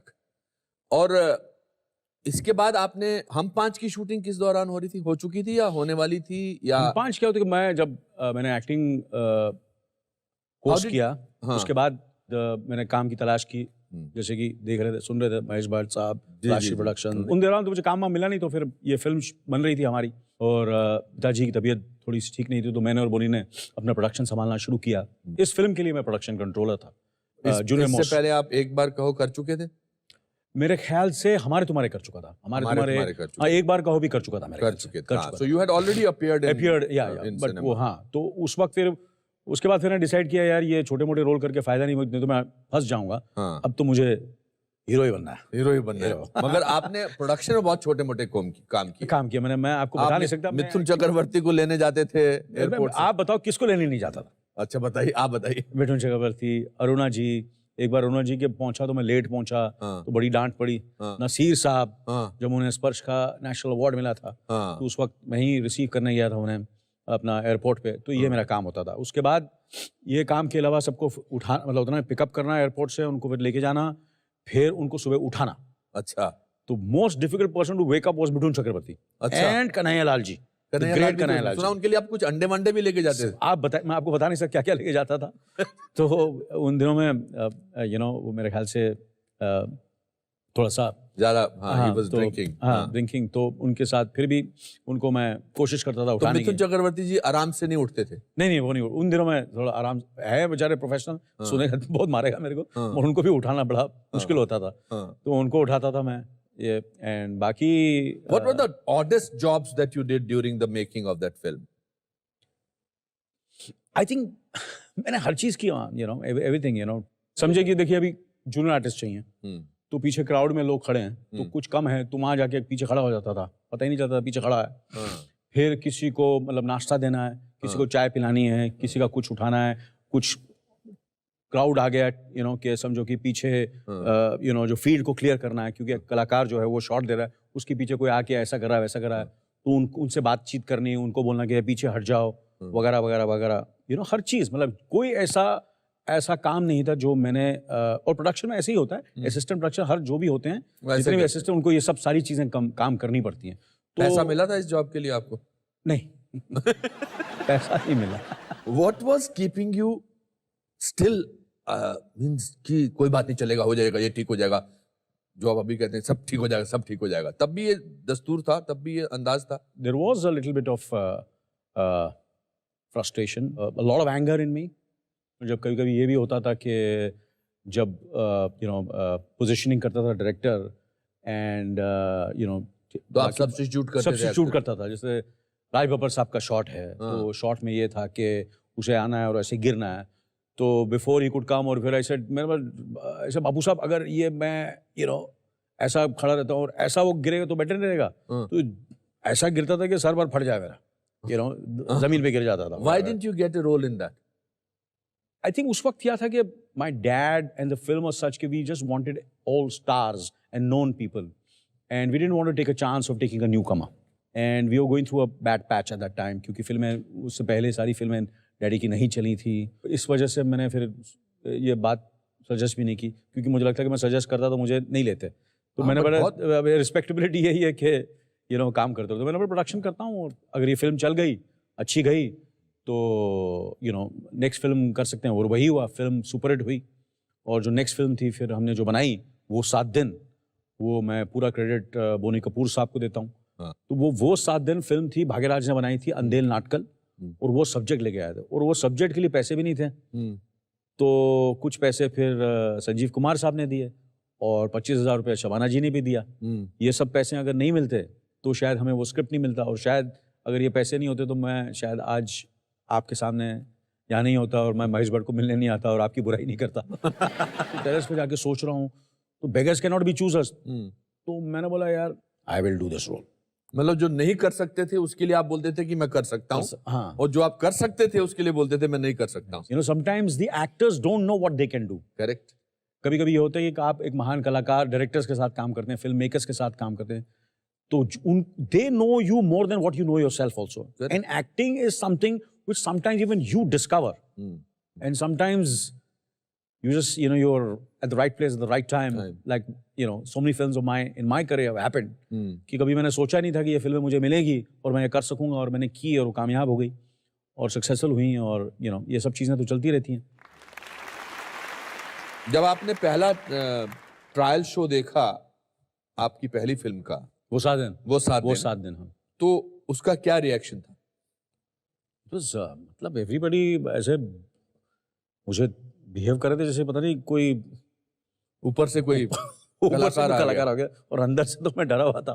मेरी यार कुछ ज्यादा ही तारीफ करे मेरी यार, इतना अच्छा हूँ नहीं मैं। तो वो 7 दिन के बाद पागलपन था, पागलपन। इतना लोगों ने इतनी तारीफ की कि एक फिल्म से ही मुझे बच्चन साहब के साथ कंपेयर करना शुरू कर दिया। वो फिल्म रिलीज हुई, मशाल रिलीज हुई, और मुझे उनके साथ लगा कि अगर कोई है बच्चन साहब के साथ तो ये अनिल कपूर है। मैं मर गया।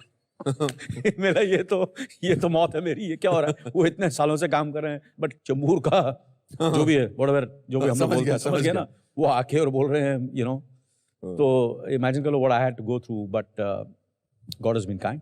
मनमोहन देसाई साहब ने आपसे एक बार कहा था कि मूंछों वाला एक्टर कभी कामयाब नहीं हो सकता, ऐसा बोला था? हाँ जी। किस टॉपिक पे बोला था?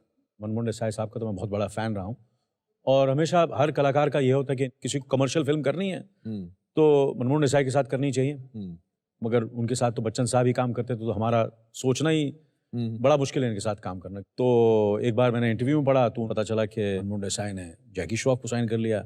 बात दिल को लगी, यार मनमोहन देसाई का एक्टर तो मैं हूँ, ये जैकी श्रॉफ को कहाँ ले लिया?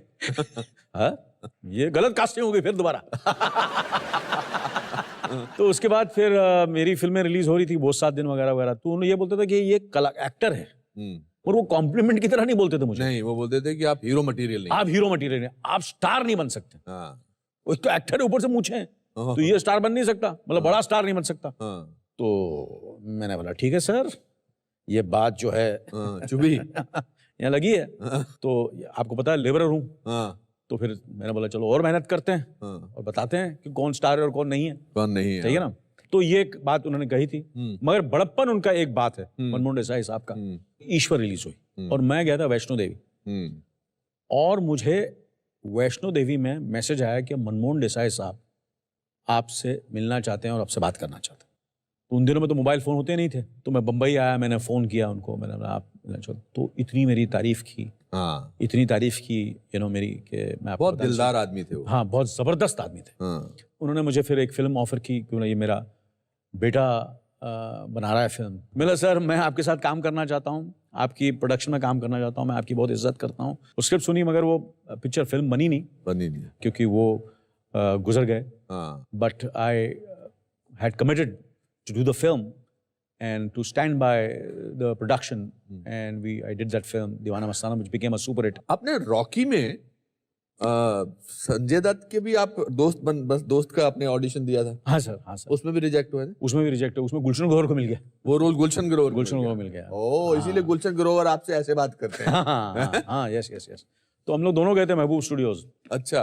महबूब स्टूडियो में जाता था कि यार, तो मैंने दत्त साहब को नहीं, मैंने संजय दत्त से थोड़ा मिलते हैं तो शायद वो बोला अपना इन्फ्लुएंस डाले। तो उसमें नहीं, उसमें भी रिजेक्ट हुआ, और स्वामी दादा में भी। अच्छा, जो जैकी को मिला रोल? जैकी रोल को मिला। तो ये 2 रोल जो बड़ा रिग्रेट हुआ है, बड़ी मैंने मेहनत की, देव साहब को मिला वगैरह। ये 2 फिल्में बड़ा दुख होता है मुझे, दोनों फिल्में मुझे। आप क्रोधी में भी कुछ सुभाष घई? अरे यार, क्रोधी की बात मत कीजिए यार। क्यों? क्रोधी का तो एक कमाल का है, ये तो इंसिडेंट है। ये आपने डर फिल्म देखी होगी शाहरुख खान साहब की? जी, मैं उस पर काम भी किया था। बाजीगर भी देखी होगी। एक्टर होते हैं जो ऑब्सेस्ड हो जाते हैं ये किसी लड़की के लिए। तो मेरा कैरेक्टर तो ऑब्सेस्ड हो गया था सुभाष घई के साथ। अच्छा। तो सुभाष घई जहां भी जाता था मैं वहां पहुंच जाता था। अच्छा। हॉलिडे इन में मैं वहां खड़ा हो जाता था, सेंटर में शूटिंग में। I was stalking him. Mehboob studio में रिकॉर्डिंग खड़ा होता था, जहां वो जाते थे आई वाज टॉकिंग हिम, यहाँ वहाँ, इससे बात करो उससे बात करो, ये जहां देखूं मैं नजर आता, उसको लगे ये कौन पागल मेरे पीछे घूम रहा है। तो इट वाज लाइक मैडनेस कि मैंने यार ये फिल्म अगर मुझे मिल गई ना क्रोधी, तो मैं तो सुपरस्टार। तो मैं पीछे पड़ गया क्रोधी के, तो मैं हाथ धो के भी चढ़, यू नो मेरा ऑब्सेशन जैसा होता है। बट उसमें भी उन्होंने सचिन को ले लिया यार, मुझे नहीं लिया। सचिन एक्टर। अच्छा, उसमें दूसरा एक और कोई रोल था? आप क्या लगे मैं धर्मेंद्र के लिए ट्राई कर रहा था? धर्मेंद्र के रोल के लिए ट्राई कर रहा सर इतनी औकात नहीं थी मेरी। मेरी जंग में भी मैं जावेद जाफरी का रोल ट्राई कर रहा था, फिर बाद में वो कुछ अमिताभ जी ने नहीं किया, तो मुझे फिर वो अमिताभ का रोल मिला। मगर वो आपको स्टॉक करना कहीं ना कहीं तो काम आया। हाँ, काम आ गया यार, काम आ गया। तो कभी कभी बिना स्टॉक किए काम मिल जाता है। तो ये मेरी जंग के लिए मैंने स्टॉक नहीं किया, किसी को मिला नहीं। जावेद साहब ने मेरा नाम सजेस्ट किया, रमेश सिप्पी साहब को, फिर उसके बाद यश चोपड़ा साहब को, और फिर मुझे मशाल मिली। फिर वो मशाल रिलीज़ हुई, मशाल में मेरा काम देखा फिरोज़ खान साहब ने और सुभाष घाई साहब ने। तो एक ही दिन में मैंने जांबाज और मेरी जंग साइन की। इस दौरान एक तरफ आपका करियर की जद्दोजहद चल रही थी और एक तरफ आपका इश्क पनप रहा था सुनीता के साथ। हाँ जी। आपने सुनीता से फोन पे बात की थी पहली बार? हाँ जी, उन्होंने की थी, मैंने नहीं की थी। अच्छा। क्योंकि उनकी अंग्रेजी मेरे से बेहतर थी। अच्छा। तो मैं तो इसलिए वही आवाज़ और अंग्रेजी से मैं पागल हो गया था। अच्छा। यार ये क्या क्या इंग्लिश बोलती है यार।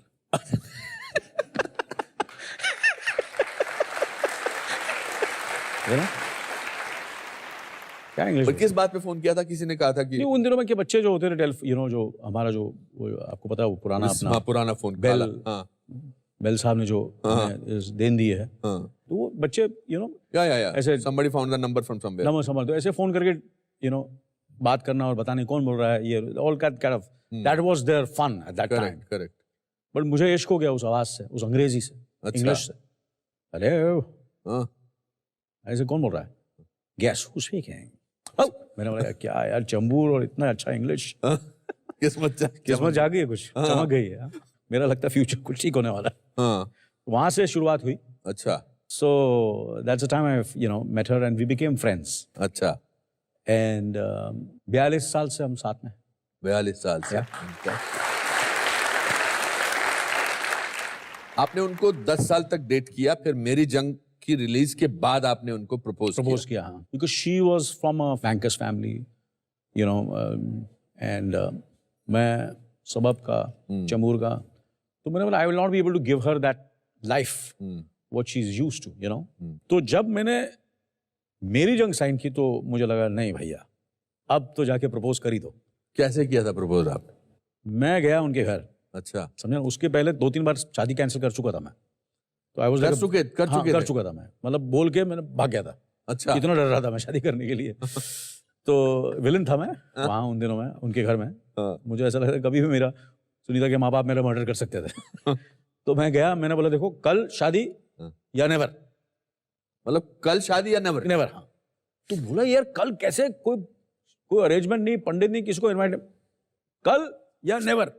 और ये कितने बजे की बात थी? ये मेरे ख्याल दोपहर की, अब 3-4 बजे कहा उनसे, और फिर उन्होंने जो भी करना था। तो मेरे ख्याल से मेरे शादी में कुछ 12 या 15 ही लोग थे। अच्छा, दे मैनेज टू दूसरे दिन शादी? हाँ, या उनको लगा था यार ये तो आज नहीं करेगा तो भाग जाएगा। सो सुनीता ने भी हेल्पमेंट थी, वो भी बोला कि यार इसको तो मैं छोड़ूंगी नहीं। Correct. Because her love for me was so much. Of course, she still loves you so much. Yes, she does. Yes. And तो शादी हुई नेक्स्ट डे, और जब मैं घर पहुंचा तो यूजुअली लड़कियां रोती हैं ना, उनके आंख में आंसू होती हैं कि डोली उठने वाली है, और उनके आंखों में आंसू हैं। तो वहां ये अलग उल्टा था। अच्छा। मैं जब घर पहुंचा तो मुझे ऐसा लगा कि मैं लड़की हूं, मेरे आंख में आंसू थे, और मैं डिप्रेस बैठा हुआ था। What was you depressed about?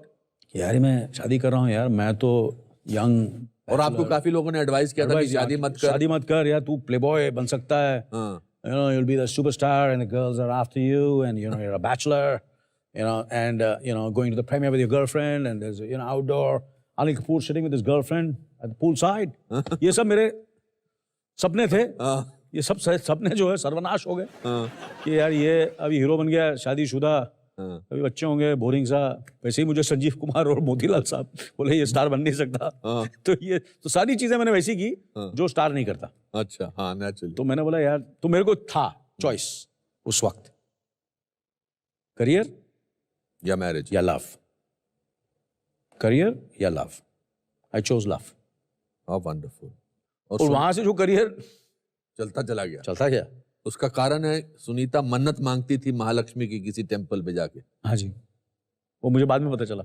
बाद में पता बाद में पता चला। कुछ चीजें ऐसी हैं जो मुझे आज तक पता ही नहीं थी। अनिल कपूर साहब जब भी आउटडोर पे जाते हैं, चाहे 2 दिन के लिए जाते हैं, वापस जब आते हैं तो इनके घर में बहुत बड़े फूलों का गुलदस्ता पड़ा रहता है, और ये पिछले जब से इनकी शादी हुई तब से हो रहा है। तो सुनीता जी के लिए आई थिंक जितनी ज्यादा जोर से हम ताली मार सकें उतना आसान है। और आप लोग वो मुझे जूते मारिए, क्योंकि मैंने 25-30 साल तक वो फूल नोटिस ही नहीं किए। आपको बहुत सालों बाद पता लगा। पता चला, क्योंकि मैं एक्टर्स आर सेल्फ ऑब्सेस्ड। मैं आ गया हूँ घर, और क्या चाहिए, क्या देख रहा हूँ? अपने आप को शीशे में देख रहा हूँ, फूल कौन देखेगा? सही है। और आपके घर में शीशे भी बहुत है। शीशे भी वो बहुत। आपको अपने आप से फुर्सत मिले तो बाकी चीजों को देखें। तो सोनम,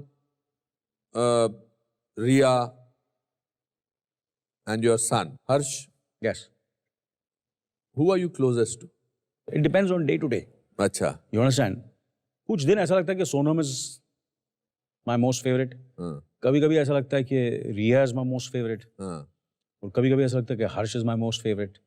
सो डिपेंड करता है कौन क्या सिचुएशन है। I am blessed that I have 3 children, and हर 3 एक अलग अलग कैरेक्टर है। मतलब कैरेक्टर आप समझते हैं ना, मतलब जी जी जी जी जी मैं कोई तारीफ नहीं कर रहा हूँ। नहीं मैं समझ गया। हाँ, कैरेक्टर है, बड़े बड़े कैरेक्टर है। But of course my most favourite is my wife. Your wife? Yes. अब ये नंबर बढ़ा रहे हैं अपने वाइफ के बाद इस शो में यार। अच्छा, आपके घर में आपके 3 बच्चे आपको महसूस कराते हैं कि आप पुराने जमाने के हैं? रोज दैट्स वेरी 80s। हाँ, इट्स वेरी वेरी 80s। मतलब जो 80s क्या होता है यार, वेरी डेटेड। हाँ, मुझे पता है। हर्ष ने आपकी एक फोटोग्राफ देखी थी जिसमें आज की फोटोग्राफ, या तो उसने कहा था ना आपसे? या तो मैंने बोला यार व्हाट इज दिस यार, मतलब क्या मतलब तू आजा मैदान में, बताता हूँ सब तुम लोग सबको। अच्छा। या कंपटीशन घर में सबसे ज्यादा चल रही है। अच्छा। या छोड़ूंगा नहीं। नहीं छोड़ना नहीं, बिल्कुल मत छोड़ना। वाह क्या। I can talk to you for hours, Anil, but before I go into my next break, one question I think everybody wants to ask. For me it's a cliche question. This word jhakaas. Oh God. I know you are allergic to this. Where did this come from? यार ये अपना youth film कर रहे थे हम, और assistant था नदीम उसका नाम था, या वो राइटर था, उन्होंने डायलॉग लिखे थे। तो वहाँ से मेरे ख्याल से ये मोहम्मद अली रोड और ये सब वो जो एरिया में ये वर्ड काफ़ी कहा जाता था। फिल्म इतनी नहीं चली, मगर झकास जो मेरा कैरेक्टर था that became the highlight, and वो हो गया उसको मेरे ख्याल से 30-32 साल हो गए उस फिल्म को रिलीज हुए, मगर वो पहचान वो लोग अभी भी और आजकल थोड़ा सा रेट्रो भी हो गया, to certain extent, they feel it's cool to say Anil Kapoor says jackass or AGOG, ये होगा ना। तो and heart of heart I know that I've moved beyond that. Of course you have moved beyond that. But कुछ चीजें पीछा नहीं छोड़ती हैं। नहीं पीछा, चलो उन लोगों को खुशी होती है, and I look at them and I smile at them. बच्चे हैं, चलो खुश कर देते हैं इनको। There is lot of new actors which have come now. बहुत सारे नए लोग आए हैं। What is the difference that you find उनमें और a generation of you? I mean, you are sorry. मतलब मैं रणवीर अर्जुन, हाँ, हमारा जो जनरेशन है वो कैसा है, और आपका जो जनरेशन था। जी चलिए। तो आपके जो आजकल के मेरे साथ जो मेरे कोलीग्स हैं, जो आपके सहकलाकार हैं, जो आपके दोस्त हैं, anything that you find in their approach which you want to learn from? ये तो अनुपम आपको पता ही है कि मैं यंगस्टर से ज़्यादा सीखता हूँ। हाल ही में मैंने रणवीर के साथ काम किया, जोया जी जो हैं, she is directing the film. There are certain things which you can take from them, they are definitely much more organised, much more hard working, बहुत मेहनत करते हैं, सिंसियर हैं, and so you learn. And मैंने भी वैसे आज के दौर के बहुत सारे डायरेक्टर के साथ काम किया है, आयान मुखर्जी के साथ काम किया है, नीरज पांडे के साथ काम किया है, दिवाकर बनर्जी के साथ किया है। मैंने भी बड़े यंग कलाकारों के साथ किया। मेरे जमाने की बात मत करिए आप। आपकी सक्सेस का बहुत बड़ा राज है कि you have kept on reinventing yourself. You are one of the first few superstars जिसने टेलीविजन में एक बहुत बड़ा नाम कमाया और इज्जत कमाई 24 करके। टेलीविजन में काम करके आपने क्या सीखा?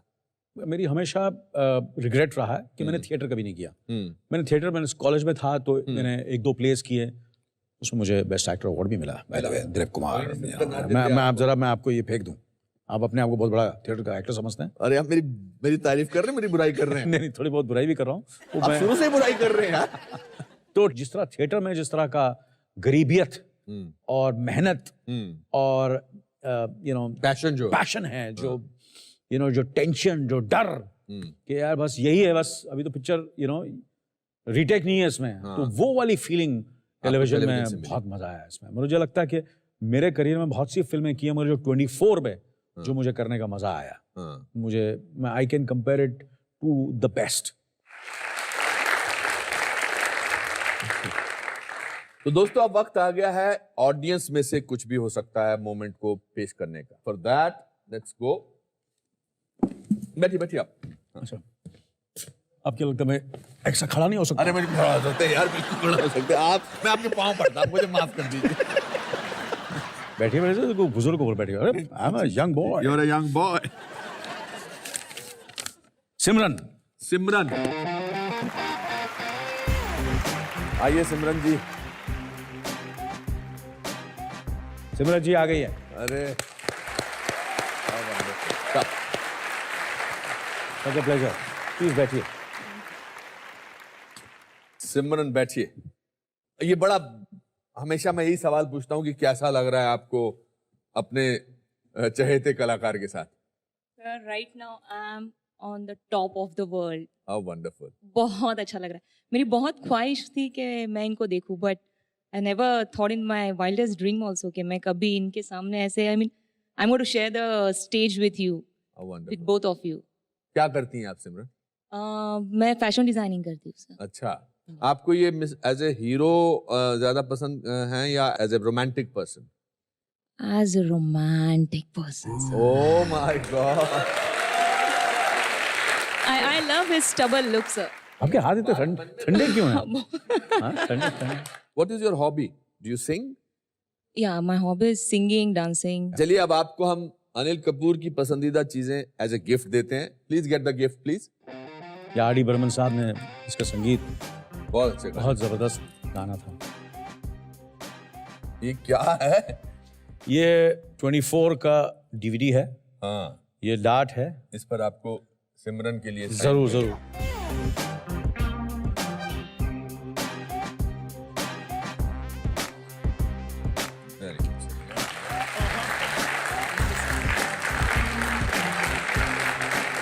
One sec, we'll just take a picture. Thank you. Thank you. Thank you so much. Thank you. Thank you. Thank you. Thank you.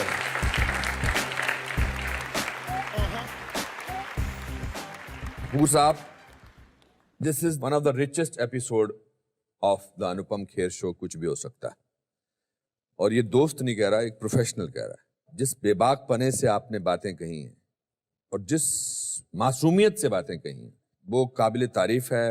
And मैं चाहूँगा कि जब मुझे 30 साल बाद दादा साहब फाल्के अवार्ड मिल रहा हो और वो कहें कि we are asking now young actor newcomer Anil Kapoor to present this award, I'll be the happiest person on that.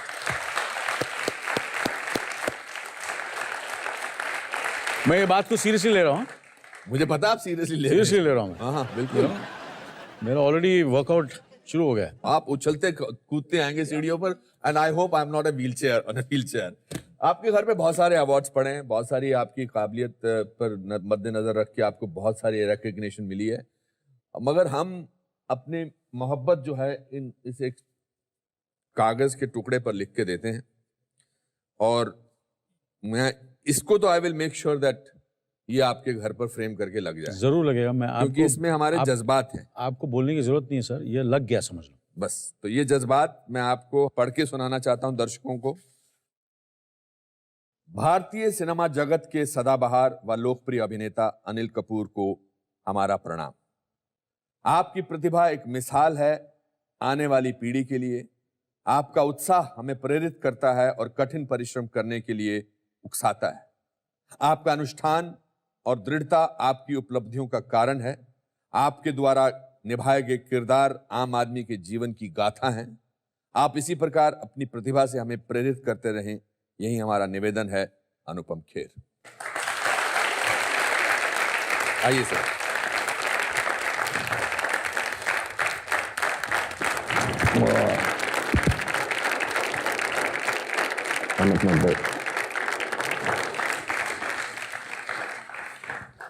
दोस्तों, इसके साथ आज का कार्यक्रम समाप्त होता है। मैं उम्मीद करता हूं कि अनिल कपूर से मिलके आपको जोश और उत्साह मिला होगा और एक नई उमंग भी।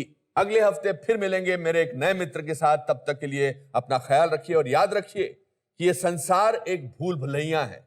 कहीं मंजिल तो कहीं दरिया है, कहीं हंसी तो कहीं रोना पड़ सकता है, क्योंकि लाइफ में कुछ भी हो सकता है।